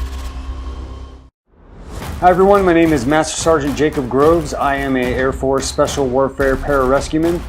Air Force Special Warfare are proud supporters of ProView Network and New Mexico Youth Sports. Air Force Special Warfare operators are critical thinkers. They maintain a high level of fitness, they take initiative, and they don't quit. For more information on Air Force Special Warfare, contact me at the number listed below. U.S. Air Force Special Warfare are proud supporters of ProView Sports. Check it out. What is it? It's a time machine, bro. I could jump into the future, get my paycheck early. I already get my paycheck early at US Eagle. Get your paycheck up to 2 days early with US Eagle Early Payday. Now's a great time to have your checking with US Eagle. Time machine. Your girlfriend breaks up with you in 22 hours, 53 minutes. Wait, what? Seth? Well, I'm going to the frontier, walk up to the cashier, order up a root beer and a number one. Cover it with green stuff, one scoop is not enough. Find a booth is real tough, back by the Duke. Meet my family, meet my friends in the quirkiest restaurant I have ever been.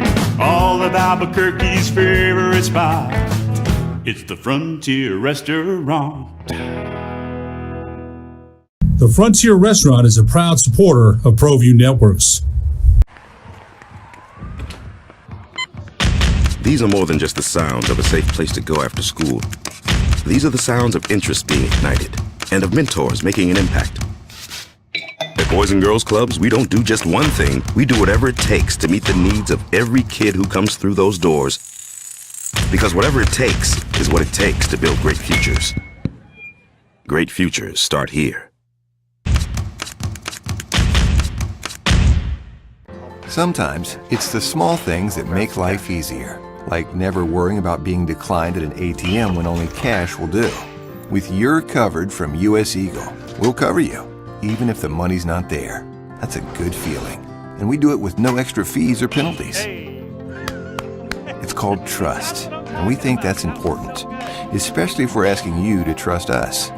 At US Eagle, that's just part of what it means when we say people mean more. We fight the battles no one hears about.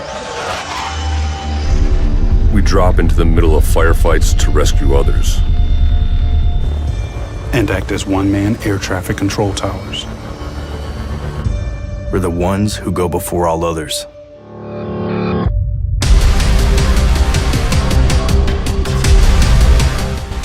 U.S. Air Force Special Warfare are proud supporters of ProView Sports.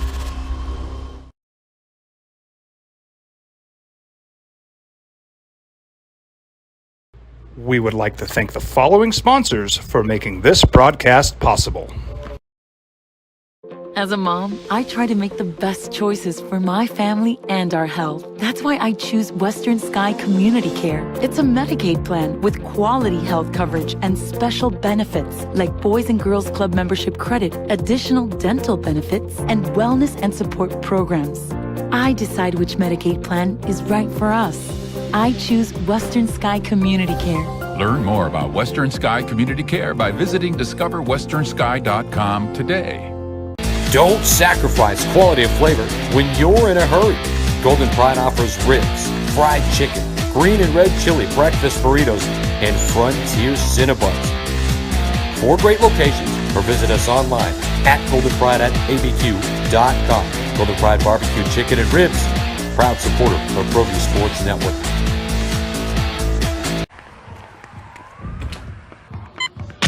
These are more than just the sounds of a safe place to go after school. These are the sounds of interest being ignited and of mentors making an impact. At Boys and Girls Clubs, we don't do just one thing. We do whatever it takes to meet the needs of every kid who comes through those doors. Because whatever it takes is what it takes to build great futures. Great futures start here. But I love telling some of the stories of the student athletes, meeting the new coaches. And it means football season's here. Opening drive, Jeff Symbieta and JJ's off this week. But thrilled to have in studio guy going into year four as head coach at the University of New Mexico football. Danny Gonzalez is here, and I'll figure that thing out for you here. I got it. I'll just play with it. It's all tweaked up. His cord on his headphones. What's up? How are you? I'm great. How was the fourth? Outstanding. We had a really good day. We had some people over at the house. The kids ran around and swam and jumped on the trampoline, played some basketball, watched some fireworks. It was just a good old family day. How's the family? Everybody good? Awesome. Chloe, I just dropped her off at the ACC. She's doing swimming for 2 hours and then golf and then tennis. That's right. She has the golf tournament coming up on July 19th. Is she doing that junior PGA thing? Yeah, they're at the ACC. It's so we actually me and my wife get to watch her, and then we fly out that afternoon to get to Vegas for the media day. So nice. that'll be a big day. I used to love junior PGA. I remember taking Addie flying back for a golf tournament when I took her to Taylor Swift years ago, and we flew back just in time to get her on the first tee. It's awesome. And, it's fun to watch. Yeah, it's and golf is so good for him. And how does a family react? Like they know your calendar now, right? They know Dad's around more. May, June, July, August, he started to disappear, and then they click into mode. I mean, when you have young kids, how does a family react to being a football coach? Well, I think I've heard this growing through my whole 26 years of coaching that you've got to have a balance. I don't believe that. I don't believe there's a balance. I think you have to blend your family with what we do. They need to be around football. They need to be around the facility. They need to be around our players. They need to be around all the coaches. All the coaches' kids need to be around, because we spend so much time there. If you try and balance it, you can't. And that's not fair to your family. It's not fair to your football team. So when people say balance, they mean be at home a little bit and be at the. I mean, coaches are at the facility, right? So we blend it. We have our family there, and the other coaches do too. Always. I mean, like, all the kids are welcome. I try and tell our coaches, we're not babysitters, we're dads. And if your wife has something to do, an appointment or something, then send the kids here. We got plenty of things for them to do. And so we have kids around there all the time, which is, it's the atmosphere I want. How do the student athletes respond? I would assume pretty well, understanding that you all, and coaching is a young game. And I've learned this running a bowl game, right? I've had coaching staffs come in, and so many of them have young kids. You're there all the time. You're there all the time and embracing families. And then I know you had the whole team over to your house the other night for dinner, like embracing the student athletes with families. And every coach everywhere use the word family. We're family, right? That's like almost a coaching term now. Right. But to involve family with the football family, how do they respond to that? I think, our kids, our football players, whether they want to be or not, they're role models. And our little kids on our staff, they look up to those guys. Yeah. They want to be those guys. They whether they're girls or boys. I mean, our two little girls think the world of all those guys, and they basically got, on top of the two brothers that they have at home, they've got 115 other ones that take care of them. We had a kickball tournament last Wednesday in the stadium, and Chloe is on one of the teams. They don't take no mercy. They were throwing the ball at her just as hard as they were them. And that's how I want it. I mean, I want them to, they take care of her, but it's a competition. So they get after it. And so, I mean, she was yelling at one of the kids, "What are you doing?" I mean, it's fun. And you're right. The two words that you hear every coach say, family and culture. Yeah. We do try and make a family environment, because it's a very impressionable time of these kids' lives from 18 to 23. I mean, they're growing up, they're learning how to be young men. It's okay for them to see us be good husbands, good fathers, good role models. But at the end of the day, if we don't win, you're going to get fired, or I'm going to have to fire coaches, or those things. So you can preach all you want about family, but the reality is it's a business. Well, we'll get there. I want to get into wins and losses, but the family thing is interesting to me in so many respects. And you're right? I mean, your players are going to come, coaches are going to come and go, and it is what it is. Another thing that coaches tell me, as long as I've been doing this, and I appreciate it, because not every coach says this. We're here to not just win; we have to win. It's a business. We're here to develop young men. Absolutely. And I don't know where that comes from. I think every coach, when they ascend to that position, probably has their own way.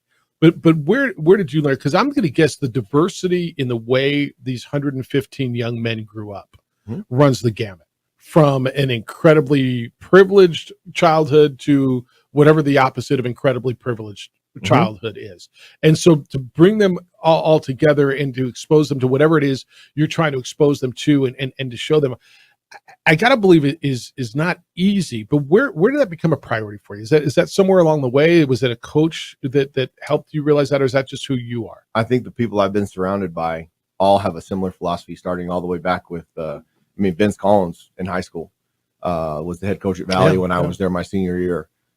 Coach Fran, very much that way, in a different way, very, very strict, very hard discipline, but you knew he cared about you. Coach Long, who probably got the most out of, I got the most out of through my 23 years of working together. He had two daughters that were my age. So he was we're going to help these young men. And that was where I learned you can't save everybody. I've tried numerous times and gone too far, but you can save the ones that want to be helped. I mean, my dad taught me from a very, very young age. I mean, if you want to yell at people, they're not going to listen to you. Just talk in a stern, calm voice, and they're going to be afraid to miss something. So I'm not much of a yeller. And we want to convince and show these kids that it doesn't matter what environment they came from. It doesn't matter what challenges they've faced. They're going to be the ones that decide how the rest of their life goes. Global football coach Danny Gonzalez is in studio. How do you decide? And I'm not asking for a specific or a name, but there's been times where you want to help a young man, do you save him? I mean, whatever the word is. The number one step in anything is identifying you need help, right? I got to change. And when a young man isn't willing to get there, where's the line? How do you get to that point? I'm sure it's probably still an evolving process for you. How do you say, I can't do anymore? I've done everything I can do. I can't. I got to walk away. I think it's all based on individual cases, but the one thing that I'm big on, they can't lie to me. If they lie to me, I'm done. If there's no trust, it's That's right. over. If they continuously make mistakes and they're trying, then we'll continue to work with them. We'll get them the help they need. But if they refuse to help themselves, they just won't do it and they lie, then it's not hard for me anymore. I mean, they're done. And their teammates, the best part, their teammates are usually the ones that weed them out first. Coach, he is causing us problems. We need to move on. And that's how we do it. You know, one of my favorite parts of talking, and I've been very fortunate to talk to so many players and coaches throughout what I've been fortunate enough to do. One of the things I've learned is the honesty within the fraternity of people, and players to players, coaches to coaches, but coaches to players and back and forth. They're going to tell you about, you're recruiting a guy, you're going to find out about him. I mean, for the most part, you're going after a guy that you're thinking about being an offensive coordinator, or a guy that you're looking to bring in as a quarterback. And if you do your due diligence, it feels like 95% of the time, now that we're outside of COVID, now that you can talk to people again, that you're going to get a pretty good read on who the individual is, aren't you? Because people are going to be honest with you if you have relationships. We do. It's very interesting as a coach, though, because you spend so much time trying to get to know these kids. And if you think they're a really, really good player and they're going to help your program, you'll probably blind yourself to some things that otherwise, because you're trying so hard, is the competitive nature. Well, you just see the player. I need the player. Yep. And then when we bring them on campus, our kids are our best recruiters. Our kids are, if they come to me and they say, Coach, that guy's a moron. We don't want him. We're done. And sometimes a position coach will get frustrated because they've spent so much time recruiting this kid, building this relationship. And I'm like, guys, if our boys don't like him, we ain't taking him. That's the it's just not going to work. Not going to work. A bad apple will ruin everything. Well, the last thing you need in there, I mean, you've worked on 3 years building a culture, and I'll use that word. I mean, you now you got to win, but you built a culture. You've got groundwork. You don't need, and you know that one bad apple, and you hear that cancer spreads all the time. You hear that, you know what it can do to a locker room. Yep, absolutely. And that was my biggest concern in the model that we've changed, taking so many transfers because of the transfer portal and moving away from high school kids in the class. We took 26 this year, and all of them but 3 have multiple years.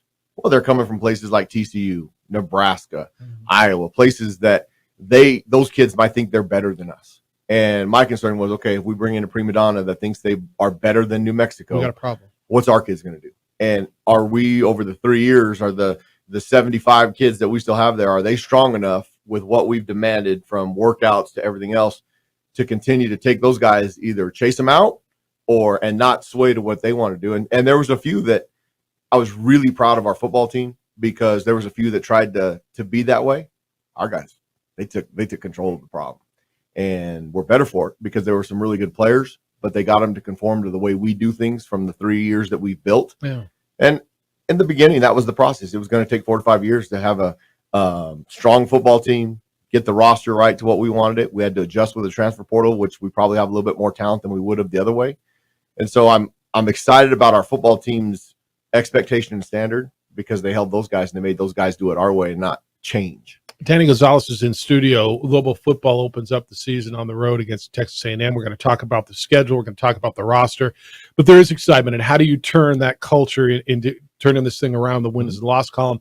Danny's in studio. We're going to have that conversation. Why should you be excited about this team? Because I know the coaching staff is, and I know that the players are.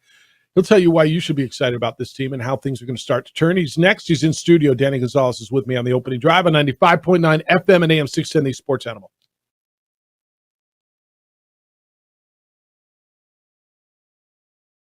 We would like to thank the following sponsors for making this broadcast possible.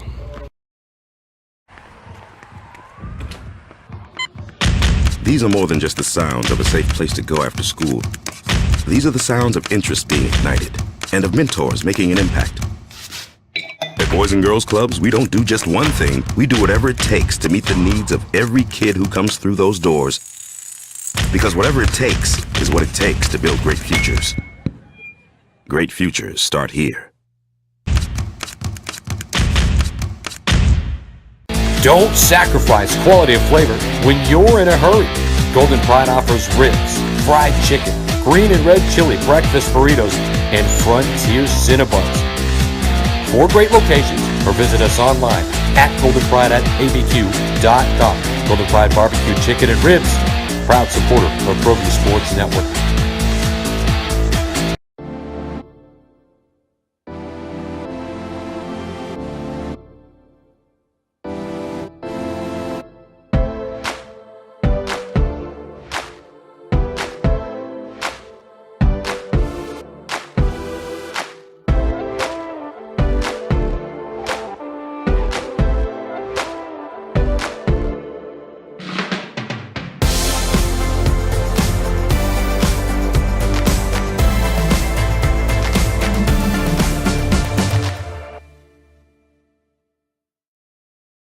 We would like to thank the following sponsors for making this broadcast possible. For your business or your home, Valley Fence stands alone. We're number one in New Mexico for a reason. It's the best fence you can own.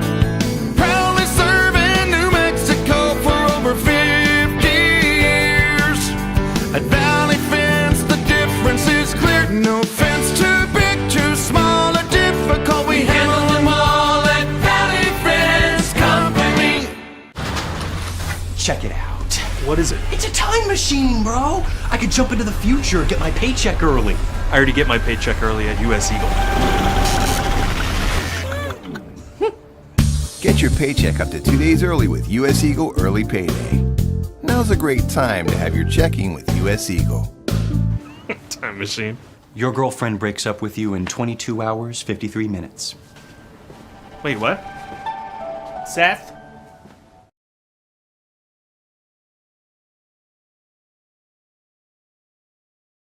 We would like to thank the following sponsors for making this broadcast possible.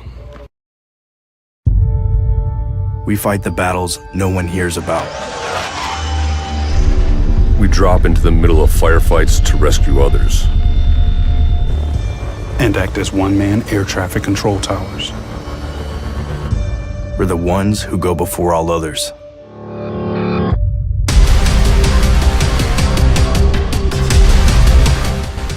U.S. Air Force Special Warfare are proud supporters of ProView Sports.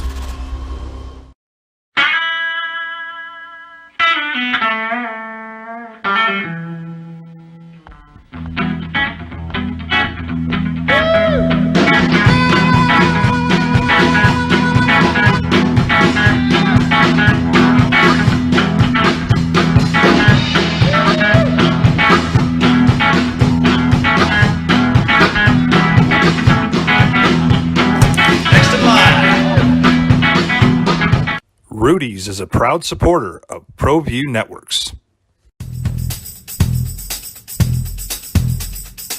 International Protective Services is a proud supporter of ProView Sports and New Mexico Youth Athletics. IPS provides residential and commercial security services in the Albuquerque metro area. For more info, please call 505-897-2420 or visit internationalprotectiveservice.com. As a mom, I try to make the best choices for my family and our health. That's why I choose Western Sky Community Care. It's a Medicaid plan with quality health coverage and special benefits like Boys and Girls Club membership credit, additional dental benefits, and wellness and support programs. I decide which Medicaid plan is right for us. I choose Western Sky Community Care. Learn more about Western Sky Community Care by visiting discoverwesternsky.com today. Sometimes it's the small things that make life easier, like never worrying about being declined at an ATM when only cash will do. With your covered from US Eagle, we'll cover you, even if the money's not there. That's a good feeling. And we do it with no extra fees or penalties.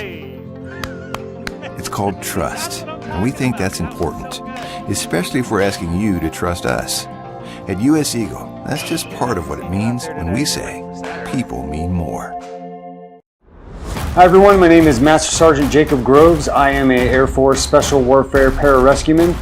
Air Force Special Warfare are proud supporters of ProView Network and New Mexico Youth Sports. Air Force Special Warfare operators are critical thinkers. They maintain a high level of fitness, they take initiative, and they don't quit. For more information on Air Force Special Warfare, contact me at the number listed below. U.S. Air Force Special Warfare are proud supporters of ProView Sports. These are more than just the sounds of a safe place to go after school.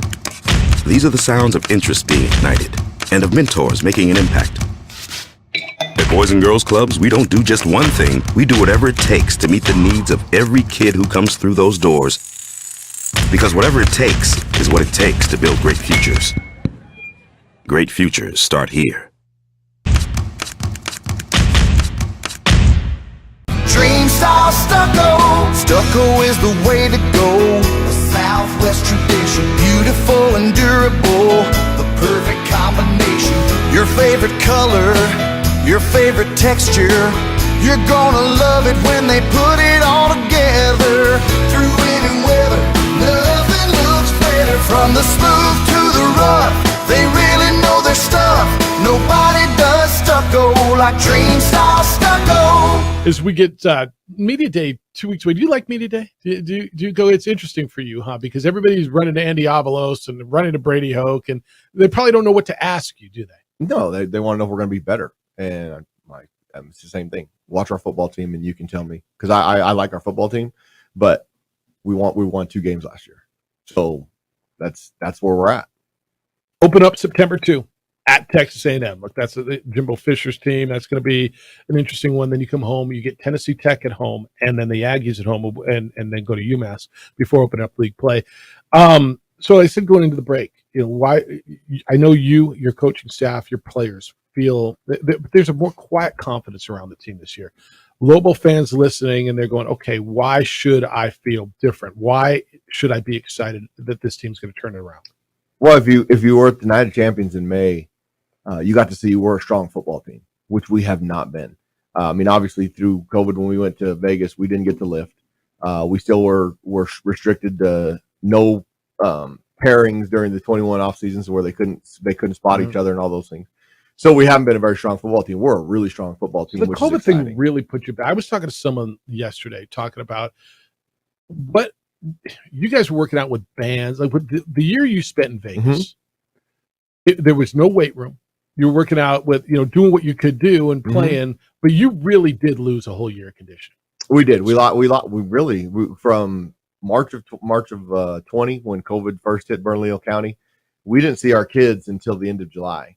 And then July through getting ready to play in October, we couldn't go in larger than groups of 5. Yeah. So, and we couldn't lift, we couldn't spot each other. And you can only get so strong doing natural body stuff. And then we went to Vegas. We didn't know how long we were going to be there. The idea when we were driving out there, we'd worked out a deal where we'd use UNLV's weight room, and then the governor of Nevada, rightfully so, changed that on the way out there. So we didn't have a weight room. We didn't have the Lakeside Las Vegas Hilton didn't have weights. So we had those stretch bands, and we had some rehab dumbbells that went up to 25 pounds. So we didn't even have heavy stuff. So during the football season, we didn't maintain our strength that you try and do during a football season. And then 21, we still had restrictions. So we didn't have a full offseason, traditional Division I football offseason for about 2 years, which set us back strength-wise. We weren't very strong. But the last year, Derek Baker's done a fabulous job in our weight room. And, we've got over 30 guys that power clean 300 pounds. We've got multiple 600-pound squatters. We actually look like a pretty football team, which is exciting to see. All right. Danny Gonzalez is in studio. We're talking Lobo football. So you're stronger paper-wise. And I'm always that guy. Let me see him on the field. But paper-wise, when you look at some of the athletes, it feels to me, and I know you feel this way, that you've got better football players, that you got better athletes, and not just where they're coming from. When you say guys from TCU or from Iowa or whatever, yeah, they got recruited, but they're here now, so they're Lobos now. But it just, I told you this last year. I thought the biggest issue was you didn't have playmakers. Who are you getting the ball to make plays? Well, you got to keep your quarterback upright, and B, there's got to be guys to run away from people and make plays, and whether it's a guy with the ball, wherever it is, that's where you had to upgrade. I thought significantly. It starts up front in football. If you don't have both on offense and defense and on the lines, if you don't have guys that can play, it doesn't matter how good your skill guys are. And we didn't have a combination of that on offense last year. We didn't have good enough skill guys. We relied on Luke Weissong to do everything, and Luke Weissong's a really good football player, but not by himself. And we haven't been able to keep quarterbacks healthy because we haven't been good enough up front to keep them. It's the drop back game that killed our quarterbacks. It hadn't been running the football. Well, we've got 11 offensive linemen that we think can play. So we've got some depth there that we haven't had. We've got a couple, our 2 tackles, JC and DJ, I think are as good as any tackles in this league, which is exciting because we haven't had that in a long time.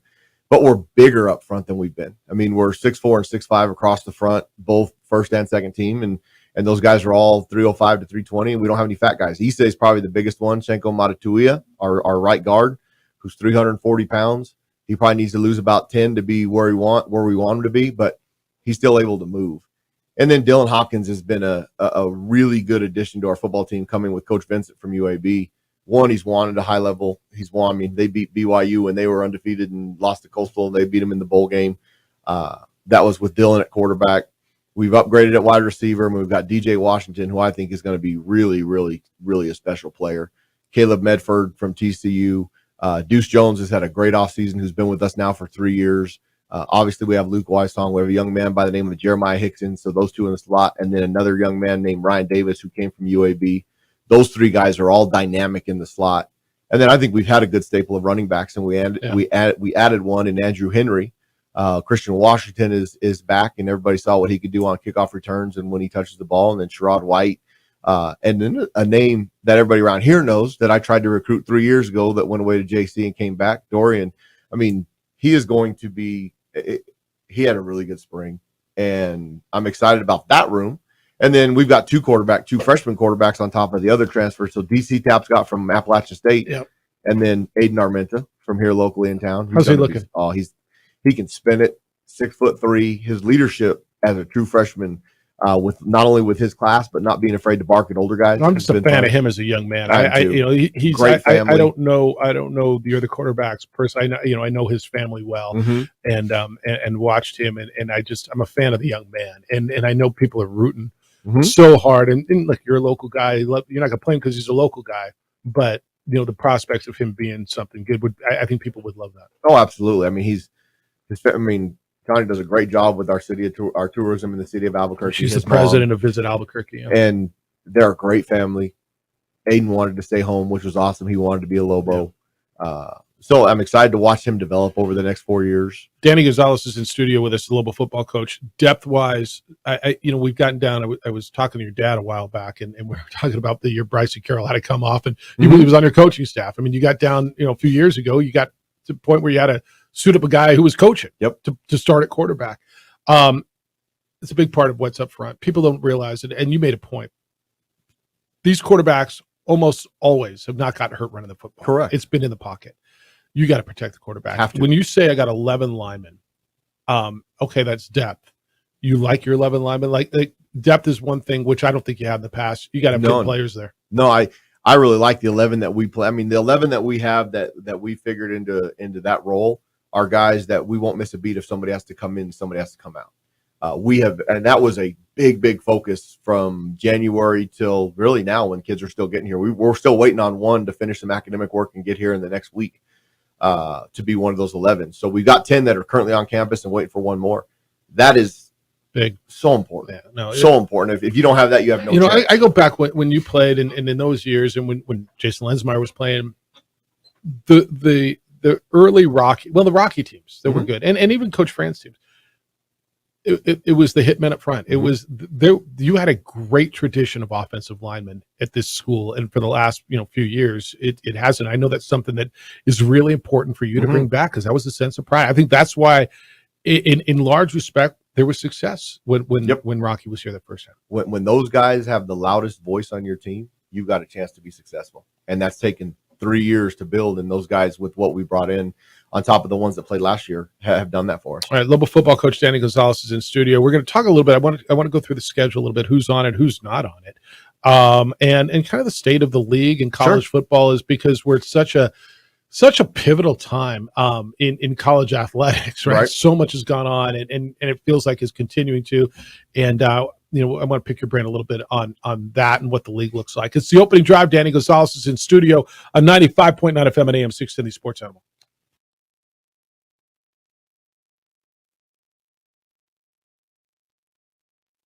We would like to thank the following sponsors for making this broadcast possible.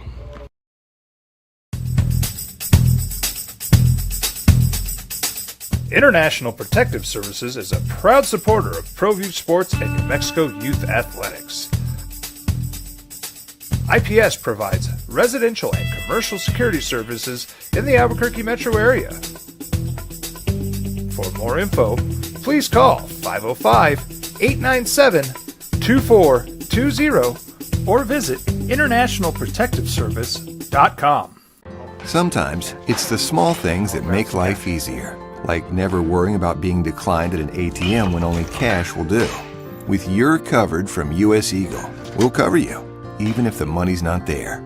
That's a good feeling. And we do it with no extra fees or penalties. It's called trust. and we think that's important, especially if we're asking you to trust us. At U.S. Eagle, that's just part of what it means when we say people mean more. Hi everyone, my name is Master Sergeant Jacob Groves. I am a Air Force Special Warfare Pararescueman. Air Force Special Warfare are proud supporters of ProView Network and New Mexico Youth Sports. Air Force Special Warfare operators are critical thinkers. They maintain a high level of fitness, they take initiative, and they don't quit. For more information on Air Force Special Warfare, contact me at the number listed below. U.S. Air Force Special Warfare are proud supporters of ProView Sports. We would like to thank the following sponsors for making this broadcast possible. Everguard Roofing and Solar. For nearly 20 years, Everguard Roofing and Solar has been working with New Mexicans to enhance their homes and businesses. For all your roofing and solar needs in New Mexico, call 505-821-9543. Check it out. What is it? It's a time machine, bro. I could jump into the future, get my paycheck early. I already get my paycheck early at U.S. Eagle. Get your paycheck up to 2 days early with U.S. Eagle Early Payday. Now's a great time to have your checking with U.S. Eagle.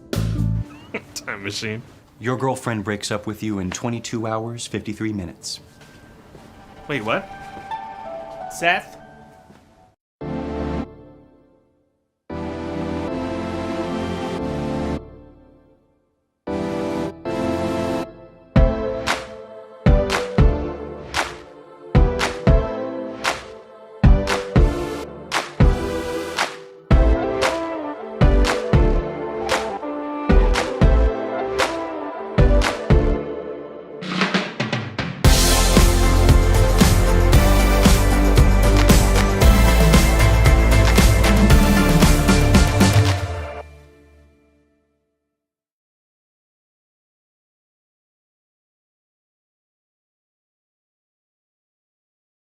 We would like to thank the following sponsors for making this broadcast possible.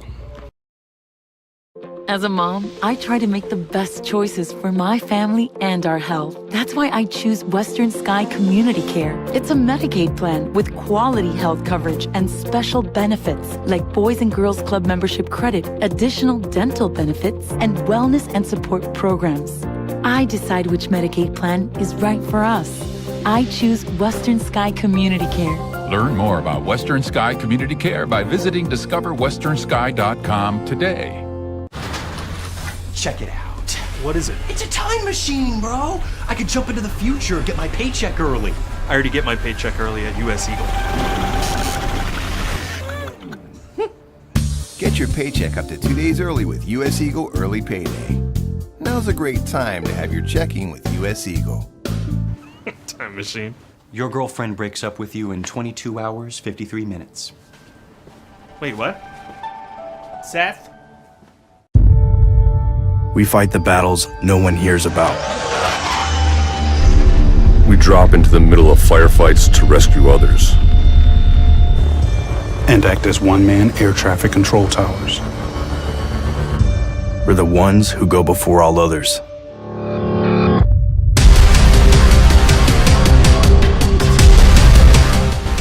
U.S. Air Force Special Warfare are proud supporters of ProView Sports.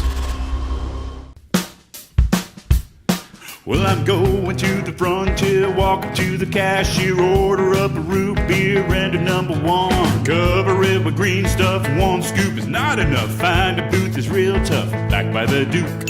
Meet my family, meet my friends in the quirkiest restaurant I have ever been. All of Albuquerque's favorite spot, it's the Frontier Restaurant. The Frontier Restaurant is a proud supporter of ProView Networks. Check it out. What is it? It's a time machine, bro. I could jump into the future, get my paycheck early. I already get my paycheck early at U.S. Eagle. Get your paycheck up to 2 days early with U.S. Eagle Early Payday. Now's a great time to have your checking with U.S. Eagle. Time machine. Your girlfriend breaks up with you in 22 hours, 53 minutes. Wait, what? Seth? For your business or your home, Valley Fence stands alone. Gonzalez is in studio, Louisville football coach. Open up at Texas A&M, come home for Tennessee Tech, and then the Aggies go to UMass, and then open up. At least we're going to Laramie in September, and not. And it's going to be November. at 2:00 in the afternoon. That sounds perfect. It'll be great. Now it could be windy as all get out. And you could get Whatever. snow in September in Laramie. You never know. Or you but can get 75 degrees. That's exactly right. First time I went to Laramie, 2006 or 7. I went up to as a bowl director to scout it. Beautiful day. It was mid-November. It was mid-50s. I had like a pullover on, and Debbie Long, Rocky's coach, said, "That's all you're wearing?" And I said, "Yeah, it's perfect." And that was the game. And I know you remember this game. There was that hour and a half lightning delay in the second quarter, and so you came back, you play, and you were losing the game. You played the second quarter, had like a 2-minute halftime, and came back and won. And by the time we're pulling out of Laramie, it was snowing sideways. And she kind of looked at me. She's like, "I told you." I've had both. I've had great weather. Yeah. We played in both in one trip. We played in the 9 degree below zero in 2003. We played in the conference championship when I was at San Diego State in 2016. It was 30 degrees at kickoff. Yeah, and you won. An 8:00 kickoff. That's really smart. The soft boys from San Diego were going up to Laramie in 0 degrees for against Josh Allen. Yeah, and you won. We did. Yeah, you won the game. All right, San Diego State's not on the schedule. Air Force is not on the schedule. This is the first year that the league, since going to divisions, and I think since the league started, is not going to play divisions. So you have no San Diego State, no Air Force. There's a number of teams that aren't on there, but those are two bowl teams, 2 10-win plus teams last year that are not on the schedule. You like the schedule? I do. I like our schedule. I mean, in University Stadium, there's 7 games this fall, R6 plus the New Mexico Bowl on the 17th of December. Appreciate that. And then we've got the 6 road games. I like our schedule. I like our football team. And we have a chance to be competitive, which is exciting. You know, I look at it, and I'm not the guy who's going to go through and say you can win this game, you can't win that game. I mean, I know you think you're going to win every game, but I look at the games that are on the road. What can you do, right? You say, okay, I get your home games are San Jose State, Hawaii, and look, San Jose State's so much better than people want to give them credit for, and people need to understand that. They played in a bowl game last year. Hawaii, Timmy's trying to get that thing together. UNLV with a new coach, and then your last game of the year against a Utah State team that always plays well at the end. Blake had his team come back from the dead last year and get to a bowl game. And then on the road, I mean, your road games are tough now. You're going to go on the road in league. You go to Laramie. You go to Nevada, and then Fresno and Boise. It reverse order, Boise and Fresno. Nothing's easy in this league, and you and I were just talking about coaches. There's phenomenal coaches, and it feels like everybody has got some sort of sense of they like where they're going in this league. Absolutely. We have the Mountain West Conference is a great league for all sports. We've been very successful outside of football in the Mountain West Conference over the last 5 years. I mean, we have the most championships in our league in all total sports combined. It's a great league on a national level, and I think Gloria, our new commissioner, has done a fantastic job in a short time.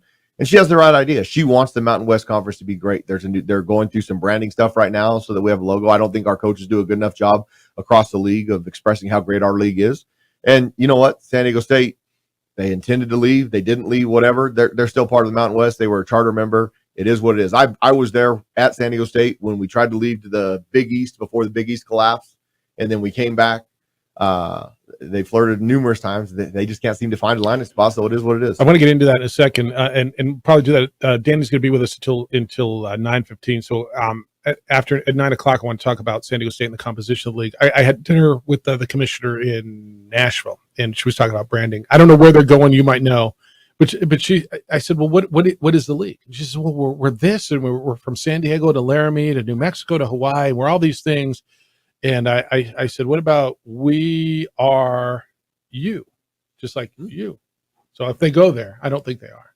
She seemed like she liked it. We are you. I like that. You know, it's been, what is it? Above at the peak. We are you. Like just as a you as a university, because of the diversity of what it is. What do we got? About 2 minutes. I don't want to get in. All right. So when we come back, I want to get into where we are in college football and college athletics. I want your thoughts on what happens. I gave my thoughts earlier. I think what happens with San Diego State is there was a lot of noise, and it looks like it did before. I think essentially San Diego State's going to be in this league, and the league's going to look like it did. And yep, there was a whole lot of noise, and they got to come back a little embarrassed. But you were there. I want your thoughts when we come back, and then also how we start moving forward, right? In this era of trying to get our arms around NIL, and people wanting the government to get involved, and people saying, "Nope, leave us alone." So how we do that? Danny Gonzalez is in studio. The season's 59 days away. It's kind of cool, actually. 59 days, 9 hours, fall camp starts minutes. in 30 days from today. Yeah, it makes me realize I got a lot of work to do. I got a lot more work to do. I'm working on the gifting. Oh, good. Yeah, no, I'm working on that. I think we got that wrapped up. Ticketing, we're doing new ticketing too. Awesome. Yeah, I'm working all too. digital, or what are we doing? Oh yeah, it's all digital, but new dynamic ticketing and okay, there we go. All kinds of different stuff. I like it. One more segment with Lobo football coach Danny Gonzalez next on the opening drive on 95.9 FM and AM 670 Sports Animal.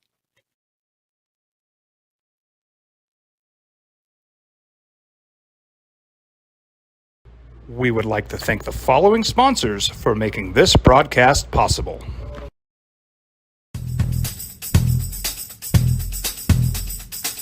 International Protective Services is a proud supporter of ProView Sports and New Mexico Youth Athletics.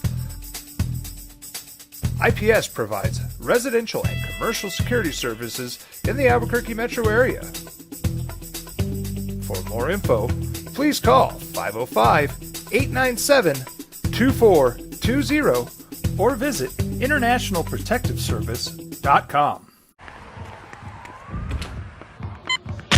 These are more than just the sound of a safe place to go after school. These are the sounds of interest being ignited and of mentors making an impact. At Boys and Girls Clubs, we don't do just one thing. We do whatever it takes to meet the needs of every kid who comes through those doors.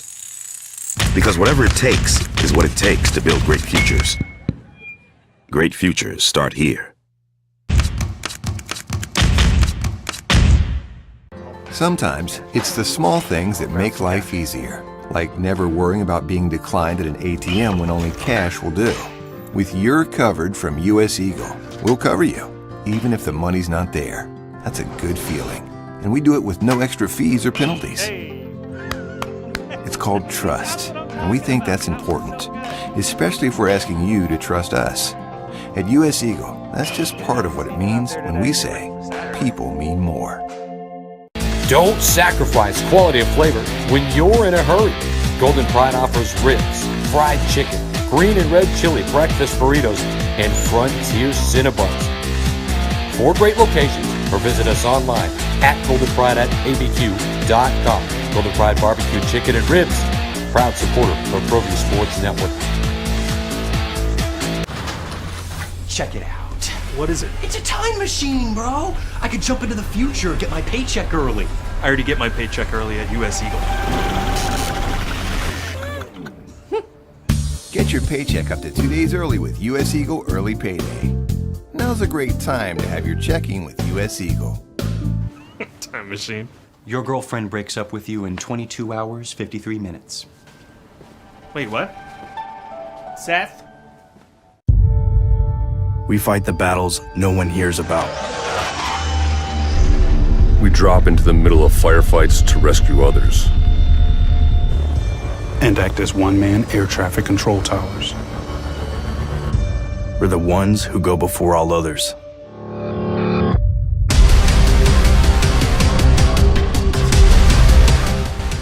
U.S. Air Force Special Warfare are proud supporters of ProView Sports.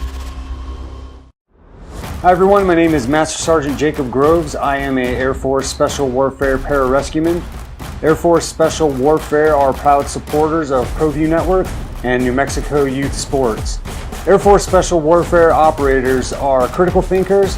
They maintain a high level of fitness, they take initiative, and they don't quit.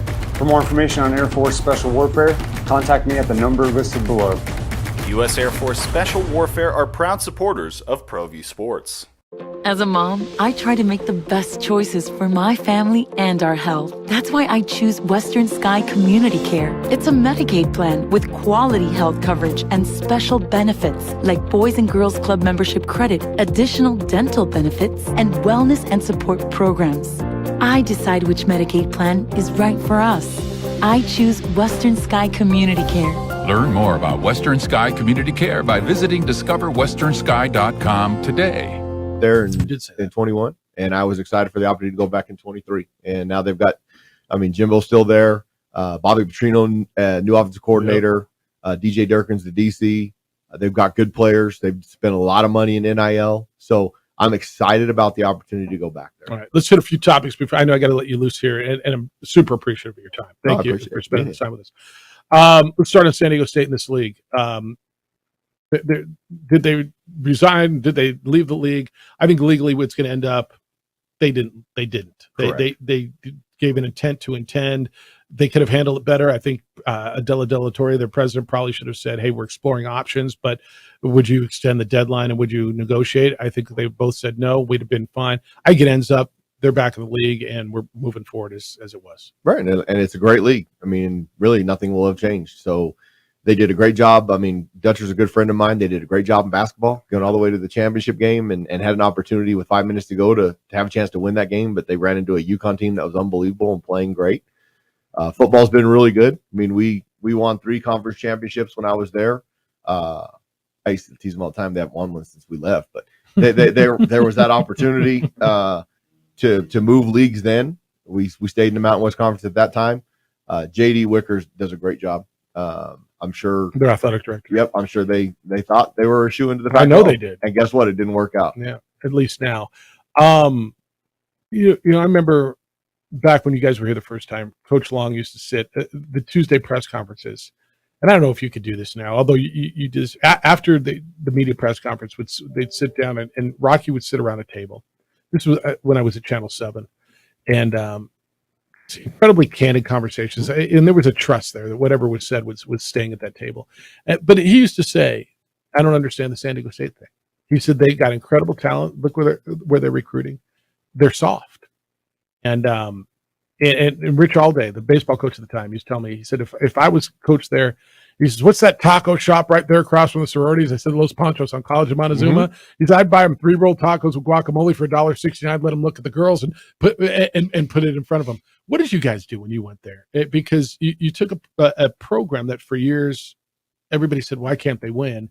And Brady started it, and Coach Long and you all continued it and built it into the premier program in this league right now. They were soft.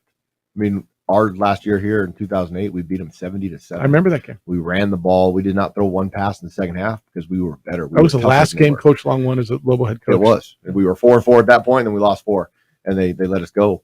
It took us 4 years. It took us 4 years to build. Now we had to do a good job recruiting. If you want to be a good coach, you get good players. We did a pretty good job recruiting. We set an expectation, the exact same thing we're doing here. We got stronger in the weight room, and we had good enough players to win games. And then we won a conference championship in 12. We won a conference championship in 15 and 16. Same model that we're doing here. And it takes a while. We're a soft football team when I got here in 20, and we've consistently gotten better. It hasn't shown on the win-loss column, but we're doing it. We're doing the model. We've adjusted a little bit because of the transfer portal, and it was the same thing we did there. And now they're 10, 12, 10. That's how many games we won. 11 games 2 years in a row. Yeah. Danny Gonzalez, Lobo football coach, just for a few more minutes is in studio. You talk about the portal, and people always get upset when people leave, right? AJ Halsey left, and you lost a number of players. And I talk about in basketball, Coach Pitino has done a great job. I think they benefited way more than they've been hit, right? You lose players, but it's going to happen. I think people need to come to the realization that that's college athletics today now, right? Everybody's, not just you. Oh my God, how can they lose so many people? Look around. Everybody. Alabama lost them, and A&M lost them, and TCU lost them, and everybody. I think people need to understand that that's the way it is. But also, the players get one free transfer, meaning they're not going every year theoretically until they're graduates. Then they get another one. And what you did outside of your quarterback is most of your players have 2 to 3 years of eligibility left. And I know that's a strategy. That's huge. Yeah. I'm still in this deal to develop people and develop players. And if we can get them for multiple years and they can't leave, it's going to help our program because if you look at the stars and the 4 stars and rivals and all that stuff, we have 2 of the highest players. Noah Pola Gates, the young man from Nebraska, he was a 94 on the 247. That's the highest player to ever be recruited here. those things don't mean anything to me. They did when I was at Arizona State. I didn't think they meant stuff, and then the people get mad if you don't recruit the right people and the magazines and all that stuff. Either they're good enough players or they're not. There's a lot of 4-star guys that couldn't play. The biggest, I mean, Mac Brown, he's a mentor of mine. I've gotten to know him very well through the coaching world. All the Power 5 guys, they have no depth because all their 2s want to play. So they're either going to other places or they're coming to other Power 5s or they're coming to New Mexico. So those guys have really, really good ones, and then their depth is freshmen. So this transfer portal has kind of balanced this thing out a little bit. Those teams, when we were at San Diego State and we had those really good teams that were rated in the top 25, our problem was our top 22 were as good as anybody in the country, but we didn't have any depth. And all those guys had depth. Well, now they don't have depth. And so we're getting better players because we're getting their depth. So I think there's some advantages. As long as the NCAA holds up to this, they can't transfer twice. You could see some really good Group of 5 football teams get better every year. Because my fear was you're going to get a good player here, and you're like a farm system for Power 5. It's AJ Halsey kind of thing, right? But you had a running back, Dumas, out of El Paso, who came here, and he had a nice freshman year, and then went to Washington because he thought he was going to want to be in the big leagues, so to speak. Didn't get on the field. I think he's back at UTEP now, right? Yep. How did he transfer twice? Was it a hardship thing? No, he has to sit out. He does have to sit out. Yeah. And there's really, for a scholarship kid to be sit out a year, there's no market for that because coaches, they'll get fired if you don't have good players to win right now because there's not a whole lot of patience in this world. I mean, I'm very blessed to be where I'm at, and Eddie and President Stokes and David, they have a great vision of what we're doing and what we're building. That's not everywhere. And then why wait for a guy to sit out when you can go get somebody else that can play right now? Especially at running back. Yeah, and so there's zero market for a kid that has to sit out a year. Yeah. How'd you start playing football? Is the story true? You're playing soccer until your junior year at Valley, and you went on and you were punting and you dropped the first snap that came back to you. It was my freshman year. So I was playing soccer. I went into Valley playing soccer, and I was starting on varsity in freshman. I was a pretty good soccer player growing up, and the football coach was like, "Hey, come kick." I was like, "I don't want to. I want to play football. If I'm going to come play." Well, they let me play running back, and they were like, "All right, there's something there. We can mess with you." So I played both my soccer and football, and they made a deal with the soccer coaches that I could play football, and I would just play in the soccer games. I wouldn't practice because I had to practice more football. Because you were that good, huh?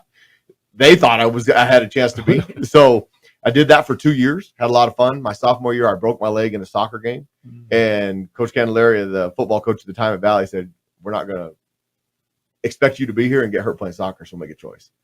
I love playing football. I was having fun. Now, the one you're talking about, we were playing in the state playoffs my freshman year against Gallup. Your dad told me this. And it was 7-3, and I was back there at punter, and they sent a snap back to me, and I went to catch it, dropped it, and fumbled it right there on the 2-yard line. And we lost 10-7. I mean, I will never forget that. I mean, and my teammates were great. I mean, they were like, "Well, we would have scored more points." I'm like, "You know what? I fumbled the ball on the 1-yard line. Shush up." I mean, that's my fault. We lost the game because of me. You know what's crazy? As much success as you had, then you went and played for the Lobos, and you walked on with Coach Fran, right? And here you are, one of 132 guys that have a head coaching job at Division I football. You always remember the horrible ones. Oh, right? absolutely. I talk to John Sullivan all the time, who's an All-America kicker, who's now this senior associate commissioner in charge of football for the Mountain West, and he was an All-America, one of the four first-team All-Americas ever playing football. Consensus All-America. Consensus. And he still talks about the UTEP game. And I remember the conversation you and me and him and Coach Long had in Arizona. He still talks about the game where he missed the 2 field goals and you lost the first game of the year in UTEP. We lost 10-6. And he didn't miss another field goal until the New Mexico Bowl that year and became an All-America. And you gave him the dollar bill to put in his shoe, right? I did. So was that NIL legal? Probably wasn't. Probably a violation. This is a great story. For now. So there's a great story. Sully misses 2 field goals, and on a bus ride home, he's like, "I'm going to quit." I mean, whatever. And on Monday, Coach Long comes to him at practice, says, "You're still my guy." And Sully's telling the story, and Coach Long says, "I said that to you after the game." He says, "No, Coach." Said on Monday, he says, "I sure as hell didn't say it to you after the game. I was pissed." No doubt. And all week long, I mean, he had a terrible week of practice. He was mentally wasn't into it. We're standing out there at warm-ups. We're playing New Mexico State the next week. We're at warm-ups in our stadium, and we're standing at midfield, and I was in charge of the special teams and kickers that time. And Coach Long standing next to me, and he goes, "Who's kicking today?" And I just looked at him and said, "Coach, I'm sticking with Sully." He goes, "If we lose the game because of him, you're fired." So I was here. I am a young coach. I don't know what the heck I'm doing. I'm trying to. I mean, Sully can't hit the broadside of a barn during warm up. So I run into the locker room and I gave him $1 bill and I said, "Look, man, your money. I got all the faith in the world on you. You're going to have a chance to win this game tonight at some point. So just don't worry about everything that's gone on. Just play ball. And if you miss, you miss. It is what it is. We're going down together." And he's like, "All right, coach." So he put that thing in his shoe. He made 27 straight. He wore that. He put that $1 bill in his shoe all it. season. He still has it. And now he's on the wall of the practice facility. He is. He's the head of football for the Mountain West Conference.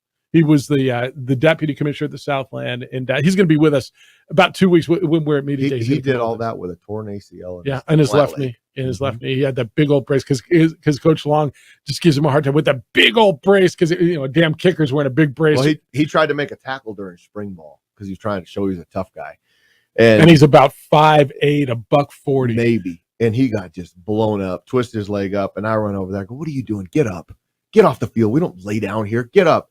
I didn't know it was a torn ACL, so we find out a week later, like it's torn. He needs surgery, and Doctor I can't think of his name right now. Well, he goes, "You know what? We can build a brace and he will be fine through the season since he's not a guy that you need to cut and all that stuff. He'll be fine."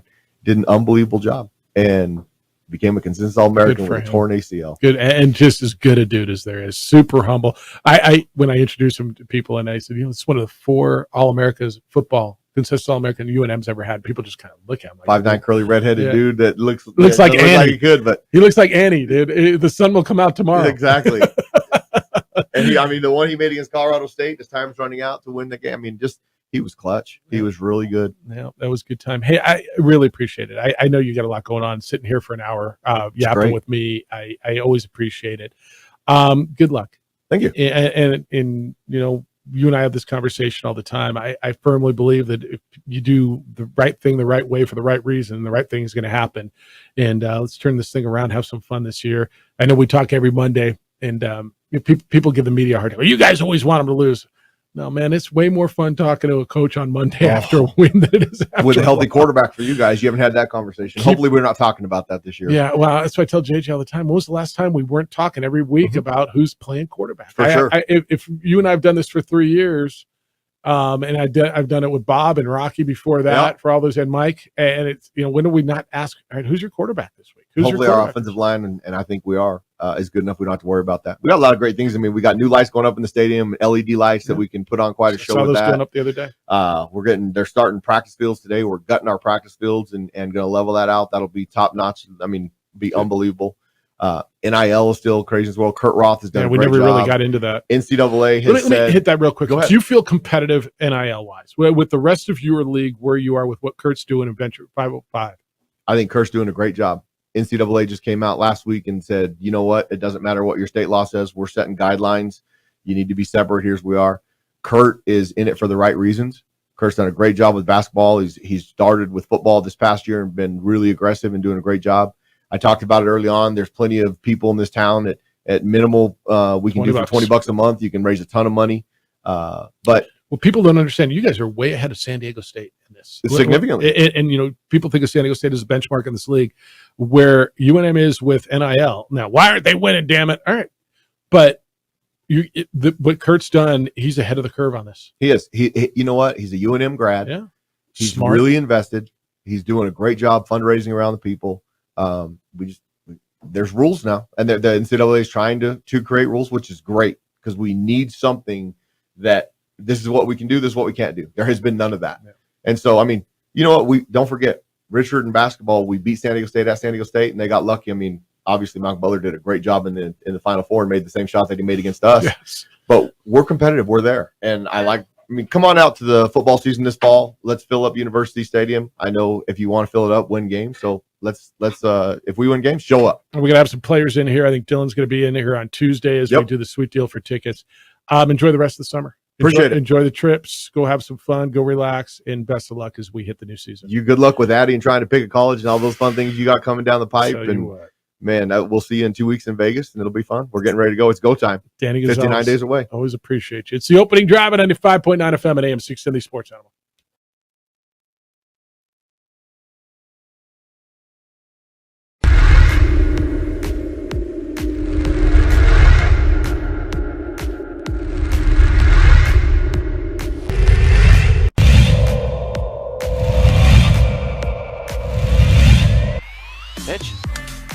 line drive right at the shortstop for out number 3.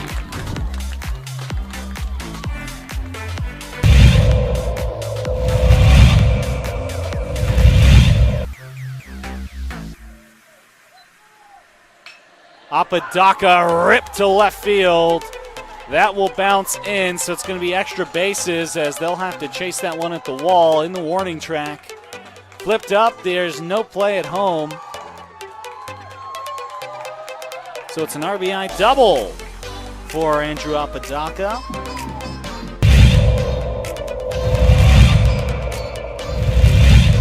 Runner at third. High leverage spot. Can Chavez keep the tie? No, that's going to be cracked into left field. It's a base hit as Love puts the Sandia Matadors ahead for the first time today.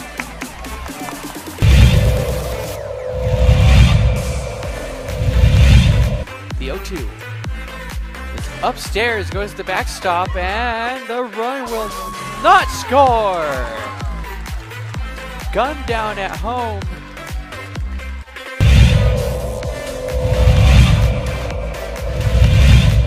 Chavez rocks and fires. Ahmed, that's going to be an RBI for Ahmed as that one right through the gap in right center. Petrie will scoop that one, and it's looking like a triple as Ahmed plugs into third base, and what a way to score that run for the Matadors.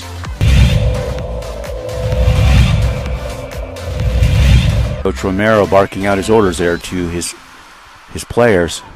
He's been around the game for a long time. Nice shot to center field. That'll bring runners in. Just like that, La Cueva will bring 3 runners in to go up 3-0. Runner advances to third.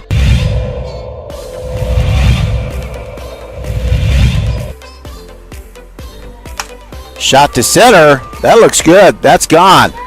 Man, outstanding center shot there. Is La Cueva will. Ellison cracks an RBI out to left field. That's where you got to do it. 1 run, 2 run, and this game could very well be over. It's a play at the plate. It's sliding, and that will do it. The Rams walk off the La Cueva Bears. It's a 3-run batted in shot by Dean Ellison.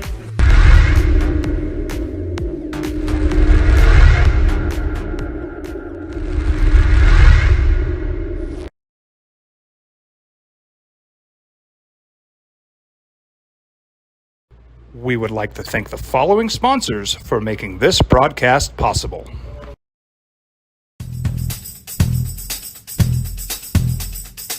International Protective Services is a proud supporter of ProView Sports and New Mexico Youth Athletics. IPS provides residential and commercial security services in the Albuquerque metro area. For more info, please call 505-897-2420 or visit internationalprotectiveservice.com.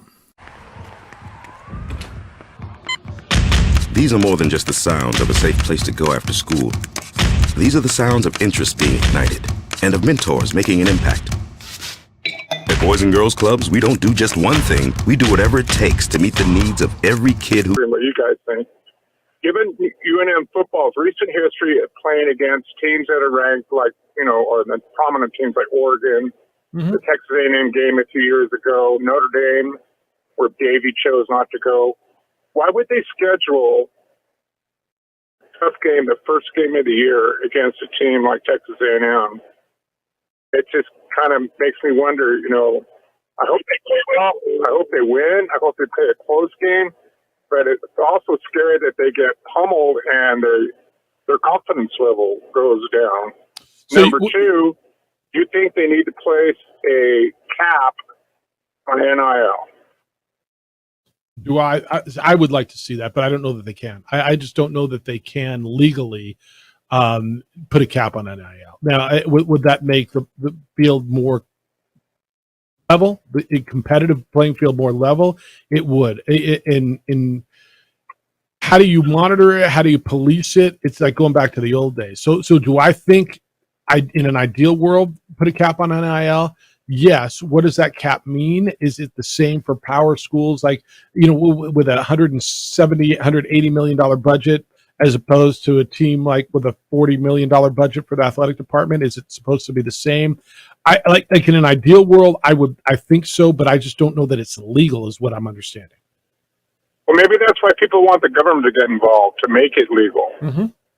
Yeah, but then you're going to have challenges from players and their representatives is saying, well, why you don't cap your earning potential? You don't cap the coaches' earning potentials. Why are you capping the players' earning potentials? Yeah, you're right. So what do you think about the scheduling Texas A&M the first game of the year? Yeah, so where would you rather them play? Would you rather them play Tennessee Tech first and then go there and play that game? No, I don't know. I'm just wondering why they would play Texas Yeah, I think A&M that's just first. I think that's just where it fit when they scheduled it years ago, and that's where it fit into everybody's calendar. And so A&M said, this is the game we're going to play. If you want to get paid, you're going to come to first game for the 2023 season. Yeah, probably. Yeah, and you see that happen a lot. I mean, San Jose State goes to Alabama and Colorado State goes to Michigan. That first week you see a lot of those games. First 2-3 weeks. Well, I just hope the Lobos show up and put on a respectable performance. And God willing, they can win that game and shock the world. And then this thing will really get rolling. Let's be competitive. John, appreciate you. Thanks for the call, man. Good to hear you. I think let's be competitive there.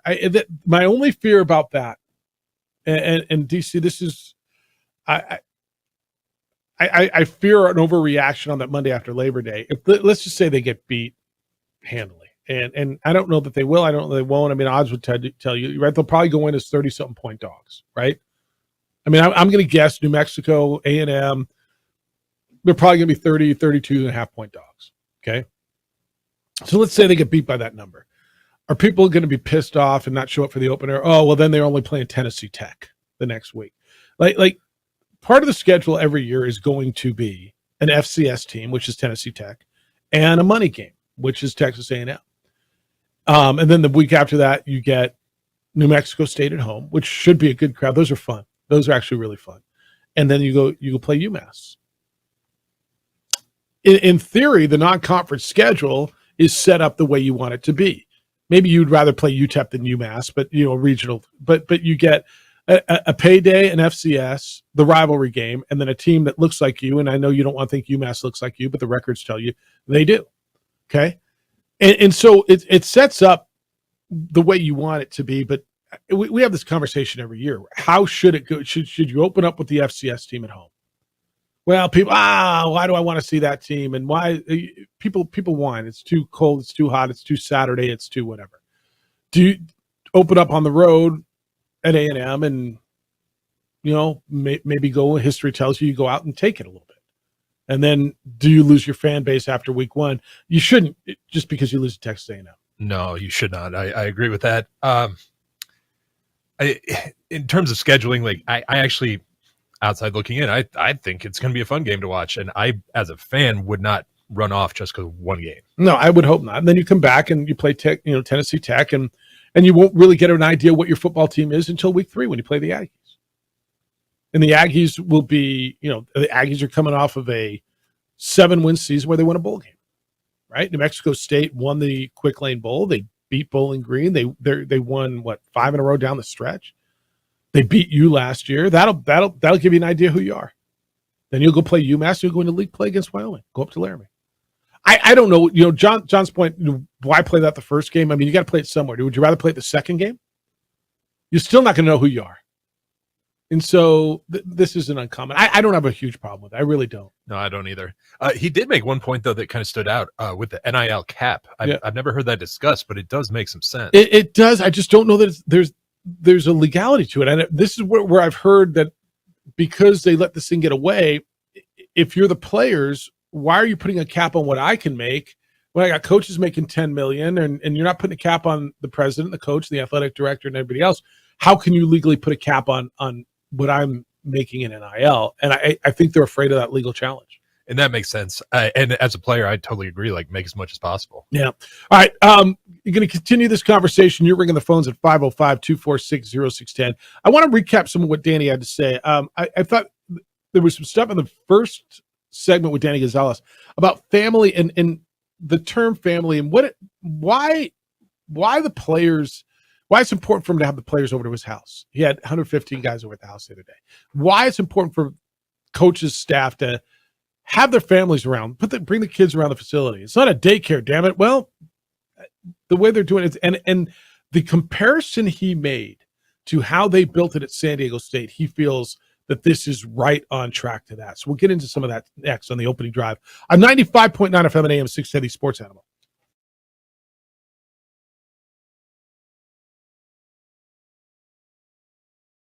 We would like to thank the following sponsors for making this broadcast possible. We fight the battles no one hears about. We drop into the middle of firefights to rescue others. And act as one-man air traffic control towers. We're the ones who go before all others.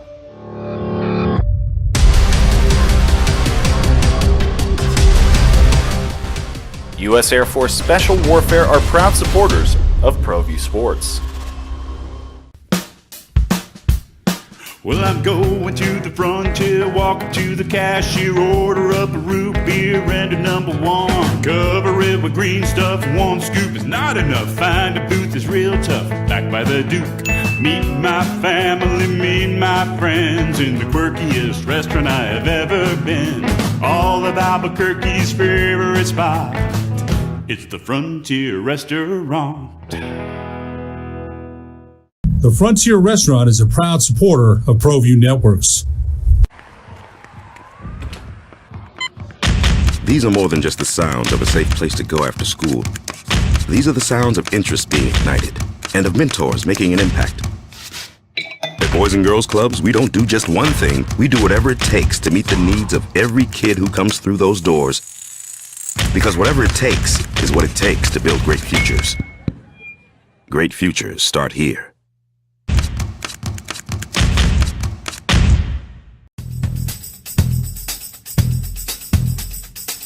International Protective Services is a proud supporter of ProView Sports and New Mexico Youth Athletics. IPS provides residential and commercial security services in the Albuquerque metro area. For more info, please call 505-897-2420 or visit internationalprotectiveservice.com. Sometimes it's the small things that make life easier, like never worrying about being declined at an ATM when only cash will do. With You're Covered from US Eagle, we'll cover you, even if the money's not there. That's a good feeling. And we do it with no extra fees or penalties. It's called trust, and we think that's important, especially if we're asking you to trust us. At US Eagle, that's just part of what it means when we say people mean more. Hi everyone, my name is Master Sergeant Jacob Groves. I am a Air Force Special Warfare pararescueman. Air Force Special Warfare are proud supporters of ProView Network and New Mexico Youth Sports. Air Force Special Warfare operators are critical thinkers. They maintain a high level of fitness, they take initiative, and they don't quit. For more information on Air Force Special Warfare, contact me at the number listed below. U.S. Air Force Special Warfare are proud supporters of ProView Sports.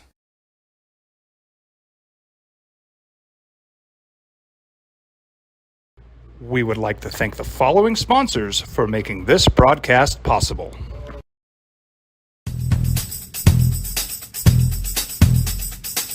International Protective Services is a proud supporter of ProView Sports and New Mexico Youth Athletics. IPS provides residential and commercial security services in the Albuquerque metro area. For more info, please call 505-897-2420 or visit internationalprotectiveservice.com. Last year, and I know Lobo fans dying for it. 505-246-0610. That's how to get to us today. Lewis, you want to talk about Lobo football? Good morning, Lewis. You're on the Sports Animal. How you living? Yeah, good morning. So I didn't really hear most of that interview with Gonzalez, so I can't comment too much on it. But on the scheduling, I've always felt that you should play your rival either, which would be New Mexico State. Obviously, that's the team. It's our biggest rival, no exceptions. You should either play in the first game of the year or the last game of the year, What do you think about that? You know, I've thought a lot about doing it the last game of the year right around Thanksgiving. I always thought that would, and for a number of reasons. I think there would be a regular time where you played them. Now, I know it's tougher because they're not in your league, right? They're both in different conferences, so you have to deal with conference scheduling on that. And conferences like to schedule conference games last game of the year, but there's other places that it's done. But the other reason, Lewis, is I just think in years that you're having a down year, and historically these two programs have had plenty of those, right. you get a good game back in the year, right? There's a reason for people to come out because you're playing your rival, and it would be a reason if you're 3-9 at that point for people to come out and watch the game. That's right. And that's what I was thinking. I know when I said either the first or the last, my preference is the last, regardless of conference and all that. And I know playing a conference game at the end can matter in a league. You want to play if you need a game to win in your conference to win your league, that's when to do it. But I don't know. I just don't like it in the middle of the year. It doesn't have to be literally in the middle, but third, fourth game, whatever. Yep. I think it takes something away from it. There's no build up to it. And then as soon as it's over, and you're on to the next game. But I think you made a great point with the last game of the year. Usually both teams are down. They're both winnable games for both teams. They can feel really good going into it that we have a game we can win. And I agree. If both teams, let's say, are 3-9 and out of it and playing for nothing, there's something to play for. Something to play for, and they really can get up where they can say, okay, put the season behind us. It's almost like an exhibition game. Well, not really an exhibition, but it doesn't really mean anything in any standings. But it can give your guys something really to get motivated about. And totally agree. So and I don't know. I don't know what Gonzalez with Danny has anything to do with that scheduling, but I know the conference does take over, and they do want to, schedule conference games like you said. But I wonder if the teams could go to their respective conferences and go, look, we want to reserve this last weekend for us, for our rivalry game. Yeah, I appreciate you, Lewis. Don't be a stranger. Man. Thanks. They can, and I think don't Florida State do that? I know they're in different leagues, but don't they play late? Do they play? I think you give the league. You say here's my non-conference dates. Now I think it's really tough there because but an 11-team league. Now they're 12 though. They're 12. Yeah, it would be tough because who then you got somebody without somebody to play, right, in your league. I would like to say, I've always liked to see it then. I just think it meant something. Now, last year it was like mid-October, that game. It was in the middle, almost smack in the middle of the season. The year I do remember them playing it late was 2001, and that was after the 9/11 attacks. And the game was scheduled initially the week of the 9/11 attacks when everything got shut down. And they played the game in mid-November. New Mexico State was beat up. They had nothing left. The Lobos beat them 50-something to something or 50-something. I think it was single digits. But yeah, I'd like to see a consistency to the rivalry simply because it would be just something to look at. You'd know what weekend it's coming every year and special. But just keep the damn thing going. Rudy, what's happening? You're on the Sports Animal. How are you? Good. Hope everybody had a good 4th of July and have all their fingers and toes left from the fireworks. Yep. It was a full-on assault last night. I was at my sister's, I know. There were people blowing those things up all night. Yep. Hey, thanks for having Danny on for so long. That was really a great conversation, and I enjoyed every minute of it. And you get a little bit of perspective as to what's really going on with the program. I'm closer to it, so I've been watching this, and I think the message has to be at this point, come on, people, just go to a game. Pick one game and go to the game. And let's see if we can make that game Tennessee Tech. And let's see if we can get 30,000 plus people in that stadium and give it an atmosphere. UNM's going to do their part. Danny's going to do his part. Now the fans have to do their part. Right, and the fans are saying, Rudy, and you know this, the fans are saying Danny's got to do his part. They got to win. And he said it today. I know we got to win for people. Sure. But in the meantime, getting there, take a chance on this team. You don't know if they're going to win or not. Okay, let's look at the first game. It's Texas A&M in College Station. Who has UNM as a pick? Nobody. No. So forget about that game, and let's just see if they can go out there and play well. But the game that everybody should be focusing on is Tennessee Tech. That's a game that we can win. And, people always start, they don't play anybody. It doesn't matter who we play. Let's just go out and support the Lobos one time. Sell that stadium out for the first game and see what happens. And you can talk to the players and you can ask them. Ask any Lobo basketball recruit why they come here to play in front of a packed pit. So if we can do the same thing for football, I think the fans will see a huge difference. And I think the team will respond. So that's my plea, is just get out there. It's going to be great weather. It's 6 o'clock kickoff. Yep. It won't be hot, Or maybe it will be. Let's forget about all the excuses. Yeah, and maybe it will be. You know what? And it'll cool off, and it will probably get monsoons, and it'll cool it off. Well, whatever. The whole it's too hot, it's too cold. The only thing I would say, Rudy, and because I'm on your side on this, and you know that. The people who are saying, they got to win before I come out. Okay. Hopefully when they win, you'll come out. Right? Yeah. And like I always say, take a chance. I mean, I always remember what Don Flanagan used to say. Just come to one women's basketball game, and if you don't like it, you don't have to come back. Yeah. By the way, I'm sipping my coffee out of that coffee mug that you gave us this year. Nice. That nice turquoise Mexico bowl. Yeah, that's a good one, huh? My coffee. Yeah, and the coffee's still hot, as they say. Yeah, those things. DC got his too. Yeah, they stay hot for a long time. Corkscrill's a nice little product there. Yeah, I'm glad you like it. Absolutely. Good. All right, Rudy, be well. See you. Appreciate the time. Thank you. Bye-bye. Yeah, whenever you play the rivalry game. You been using that coffee mug? I have. I like it. It's funny because I find my wife using it in her office, and hey, coffee stays hot. That's good. All right, 505-246-0610. 888-922-0610. We had Danny Gonzalez in here for an hour. If you missed it, want to hear it again, want to share it, wherever you get podcasts. It's on our website, sportsanimalabq.com. It is on the Spotify and on the Apple and wherever it is. Just hit the opening drive.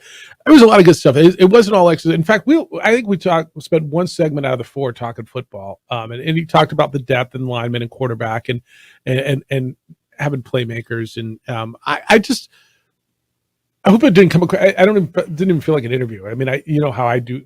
I've been doing this for a long time. I'd rather have conversations, and I didn't write down any questions. I don't ever do that, but I just wanted to hear a little bit about, why he talked about having the whole team over for dinner the other night, and I asked him, where did that come from? Where we hear coaches tell us about family all the time, and he says, my little girls have a couple, a brother, but they have 115 older brothers, and when you've got young men who come in with varying backgrounds, right? The diversity in backgrounds, the diversity in upbringing is the way I said it. So you probably got, some who had incredibly privileged backgrounds to the spectrum all the way to whatever the opposite of incredibly privileged is, right?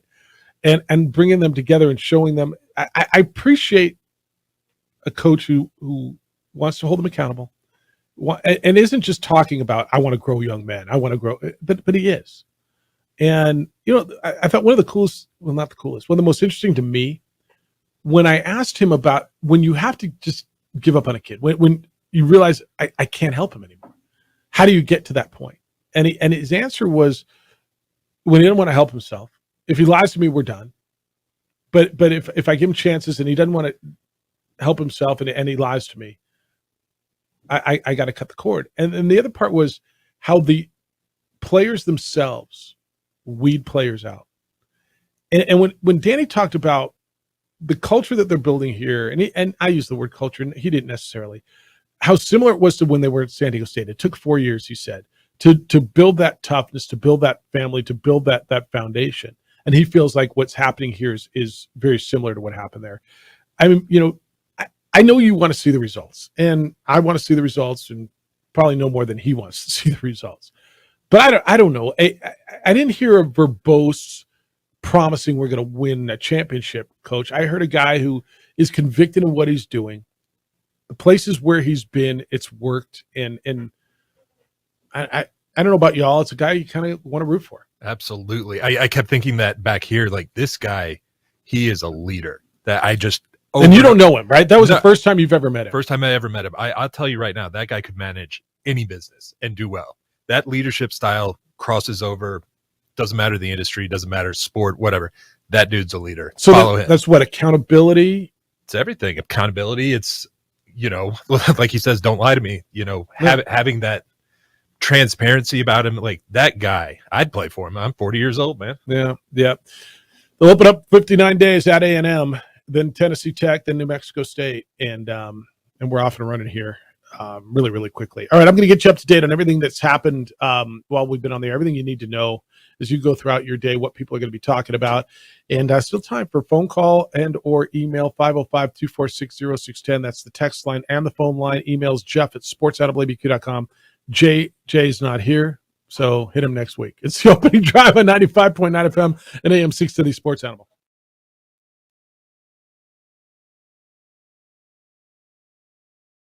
We would like to thank the following sponsors for making this broadcast possible.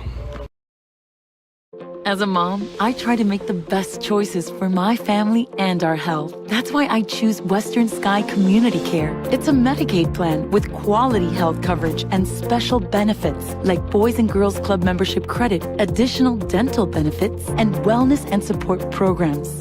I decide which Medicaid plan is right for us. I choose Western Sky Community Care. Learn more about Western Sky Community Care by visiting discoverwesternsky.com today. Don't sacrifice quality of flavor when you're in a hurry. Golden Pride offers ribs, fried chicken, green and red chili breakfast burritos, and Frontier Cinnabons. 4 great locations, or visit us online at goldenpride@abq.com. Golden Pride Barbecue Chicken and Ribs, proud supporter of ProView Sports Network.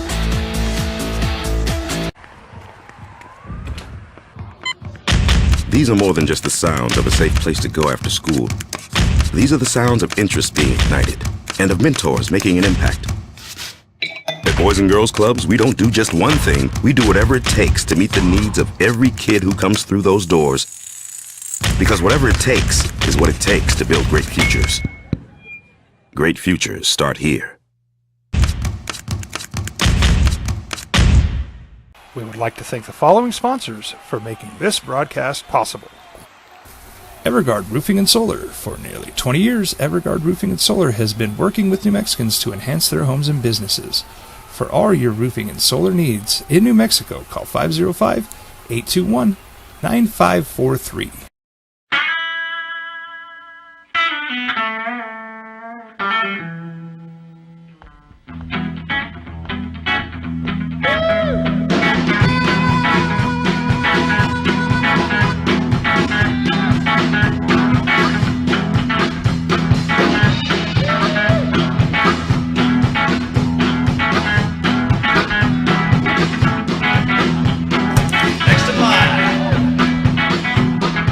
Rudy's is a proud supporter of ProView Networks. Check it out. What is it? It's a time machine, bro. I could jump into the future, get my paycheck early. I already get my paycheck early at US Eagle. Get your paycheck up to 2 days early with US Eagle Early Payday. Now's a great time to have your checking with US Eagle. Time machine. Your girlfriend breaks up with you in 22 hours, 53 minutes. Wait, what? Seth? Hi everyone, my name is Master Sergeant Jacob Groves. I am a Air Force Special Warfare Pararescueman. Air Force Special Warfare are proud supporters of ProView Network and New Mexico Youth Sports. Air Force Special Warfare operators are critical thinkers. They maintain a high level of fitness, they take initiative, and they don't quit. For more information on Air Force Special Warfare, contact me at the number listed below. U.S. Air Force Special Warfare are proud supporters of ProView Sports. International Protective Services is a proud supporter of ProView Sports and New Mexico Youth Athletics. IPS provides residential and commercial security services in the Albuquerque metro area. For more info, please call 505-897-2420 or visit internationalprotectiveservice.com.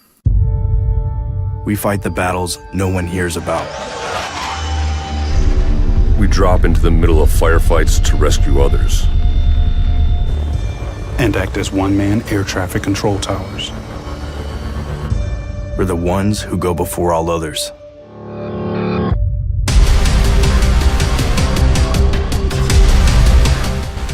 U.S. Air Force Special Warfare are proud supporters of ProView Sports. Dream style stucco. Stucco is the way to go. The Southwest tradition, beautiful and durable. The perfect combination. Your favorite color, your favorite texture. You're gonna love it when they put it all together. Through any weather, nothing looks better. From the smooth to the rough, they really know their stuff. Nobody does stucco like Dream Style Stucco. I hope you're feeling well. Probably you aren't. Kind of a slow morning. But here's what people are going to be talking about as we go through the day. Mike Trout's on the 10-day injured list for the Angels, but probably going to be more like 10 weeks. But meanwhile, Shohei Ohtani left the game yesterday. He had a blister on his pitching finger. He gave up 2 home runs. They took him out. So he probably won't pitch for a while, but he's hoping that he can hit. He may or may not play in the All-Star game, which is next Tuesday in Seattle. Joey Chestnut is disgusting, but he won again. Did you see Victor Wembanyama tweeted that Joey Chestnut is the most dominant athlete of our time? No, but I absolutely love that he did that. I'll give you, he is the most dominant competitor of our time. I cannot call him an athlete. Just because it's a competition does not mean it's a sport. Yeah, there's nothing sporting about eating hot dogs. Oh, it's disgusting. Even saying that out loud is a little gross. And I've watched it countless years. I don't know that I've ever been as grossed out by disgusted as I was yesterday. And maybe it's just because of the HD and the close-ups, and they've got to show the snot coming out of his nose and the sweat and the bread. And then first thing I walked in, there's hot dog buns sitting on the table in there, by the way. Did you notice that? I did, and I wonder, it's like, is someone messing with us Did here? you just want to dip them in water and just jam them down your neck? How do you eat your hot dog buns? Butter, toasted? No, but dip them in water and stuff them down my throat. Yeah. Hot dogs, ketchup, mustard, water. That makes me want a Zook. And then Danny Gonzalez was in today, and I mean, no breaking news here. Just came in and talked about the football schedule and talked about this team and just BS'd a little bit. It was good having Danny in, and hope you enjoyed that. If you missed it or you want to hear it again, so I was waiting for this, and I'm surprised it took. What time did it come in? It came in at 9:32, so it took a little while. Text line again begins the many messages of, from, and or about the bad hire UNM football coach Danny Gonzalez. We want to be competitive. Show up, fans. He's great for the community. As one who is sick and tired of his empty rhetoric, Danny Gonzalez's teams should start winning to prevent locals from tuning him out and showing him the exit door. Yeah, and I think he knows that. I think he knows he needs to win. Yes, you're not wrong. And yeah, what he said a few times, right? It's a business. You got to win. He knows that, and they have not won. Now I don't know if you want. You've had other coaches here, and maybe you like that better. I don't know what a coach is supposed to do when you're not winning. Do you go hide in the closet, not promote your program? Do you run from it? What do you want to hear? I don't know that he made you any promises. I don't think, but I 100% understand the text, right? I'm tired of. He says I'm tired of it. I know there's a big faction of people like that. Danny knows he's got to win. Now, what's going to be satisfactory to you? And I'll ask you, the phone number that ends in 512. What would be okay? Is a 6-win bowl eligible season? Is that starting to win? Do they have to win the conference championship? Do they need to win 8 games? I already looked at the schedule and I say, all right, well, some of you are going to tell me, well, yeah, if they beat Tennessee Tech and New Mexico State and UMass and Hawaii and Nevada and UNLV and they're 6-6, you're going to tell me they didn't beat anyone. It's not good enough. And what I would tell you is those are teams that beat them in the past, and it would look like improvement to me, right? If you were getting beat by those teams and you go 6-6 and beat some of the teams that have been beating you, are you getting better? Now, how do you look in the other games? How do you look against Boise State and Fresno State and San Jose State and Wyoming? But I'm throwing a lot of ifs at you. Look, I get it, man. I know a lot of people are where that texter is. And Rudy comes in and says, you go out and pick one game.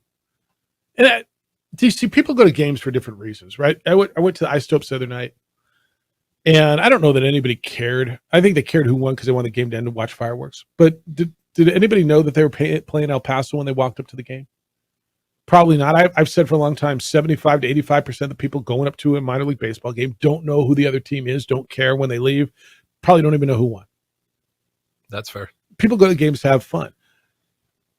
Others go because I think global basketball is different. I think almost everybody knows who they're playing, and they care a lot if they win. United feels to be they care if you win. They took a tough one last night. You see that? Vegas, one win. Vegas was like 1-9-4. Vegas scored like with 30 seconds left in extra time, in added time, in like the 94th minute of the 94th minute, and put one in. 2-2 was this result in Vegas last night. A draw. New Mexico United's unbeaten in their last 3. But yeah, I think they care. What do you want to go out for? Is it all about winning? Okay. I think it's a lot about winning. Danny's got to win. He knows that. It's got to turn around. I will own this. I've been of the belief that he should not have been fired last year, that you can't just keep turning this thing around every 3 years and starting over and starting over and starting over. That if you believe in the foundation that's being laid outside of wins and losses, do you see a path to winning games? That's obviously what this administration sees. There is something about being great in the community. Like the texter says, I'm tired of hearing that he's great for the community. Well, I mean, that's part of the gig too, isn't it? Do you want a guy who just wins but is not great for the community? Yes. Many people would tell you. So I whatever the answer is. But I understand it. I do. And I know a lot of you feel that way. All right, what do I get tonight? I get some baseball tonight. Isotopes. Where are the Isotopes this week? Do we know? You got a schedule over there? I know I should be looking at it. Hold on. I got to reach all the way over here. Isotopes are in Oklahoma City. Ooh, this is big. That's the club in first place and who won the first half. Good start for your Albuquerque baseball team. 5-1 in the second half. So that'll start. She'll get probably some Damian Lillard news, maybe some San Diego State stuff as we go, and then who's going to replace some of the injured all-stars as we go out of it. Did you say you watched the 30 for 30 on McGuire and Sosa? Yes, I did. What'd you think of it? It was fantastic. I love all the 30 for 30s. They do such a great job of production and sound design. I think ESPN does a great job with their long-form stuff. They really I think it's amazing. I actually watched the 2 Bill Walton. There are only 2? The luckiest guy in the world, the ones on Bill Walton. I don't know how many episodes. I'm going to find out today, though. I watched 2 of them yesterday. I thought they were terrific. Were they? Yeah, I know. I had some time. And then I flipped over to live TV, and there I saw Joey Chestnut shamming crap in his face and made me want to puke. Man, that guy, he is something. He was on an episode. He and Kobayashi were on an episode of King of the Hill once, and it was just funny because he does have a personality. I'll give him that. But then he starts eating the dogs, and you're just it's tough to watch. With all due respect, he's not an athlete. No, he's not.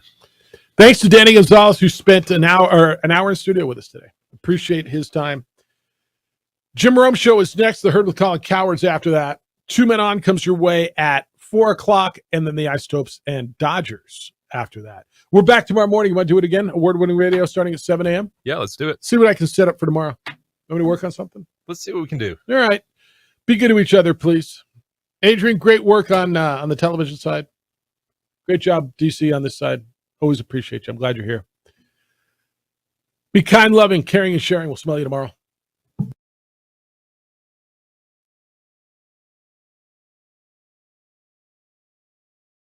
We would like to thank the following sponsors for making this broadcast possible. As a mom, I try to make the best choices for my family and our health. That's why I choose Western Sky Community Care. It's a Medicaid plan with quality health coverage and special benefits like Boys and Girls Club membership credit, additional dental benefits, and wellness and support programs. I decide which Medicaid plan is right for us. I choose Western Sky Community Care. Learn more about Western Sky Community Care by visiting discoverwesternsky.com today. Don't sacrifice quality of flavor when you're in a hurry.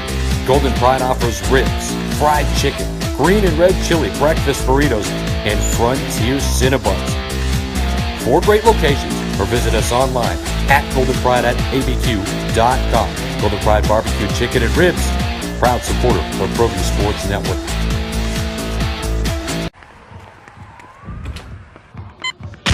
These are more than just the sounds of a safe place to go after school.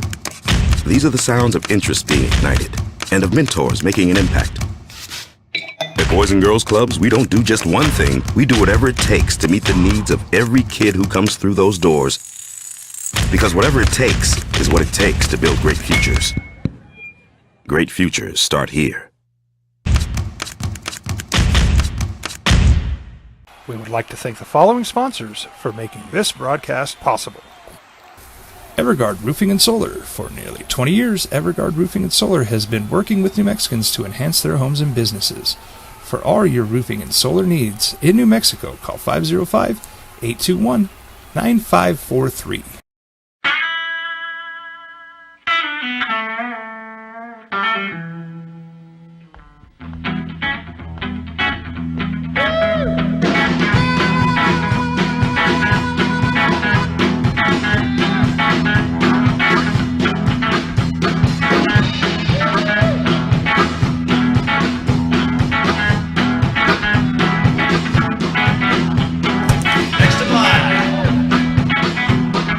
Rudy's is a proud supporter of ProView Networks.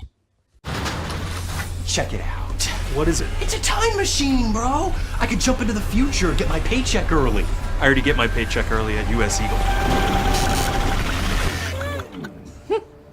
Get your paycheck up to 2 days early with US Eagle Early Payday. Now's a great time to have your checking with US Eagle. Time machine.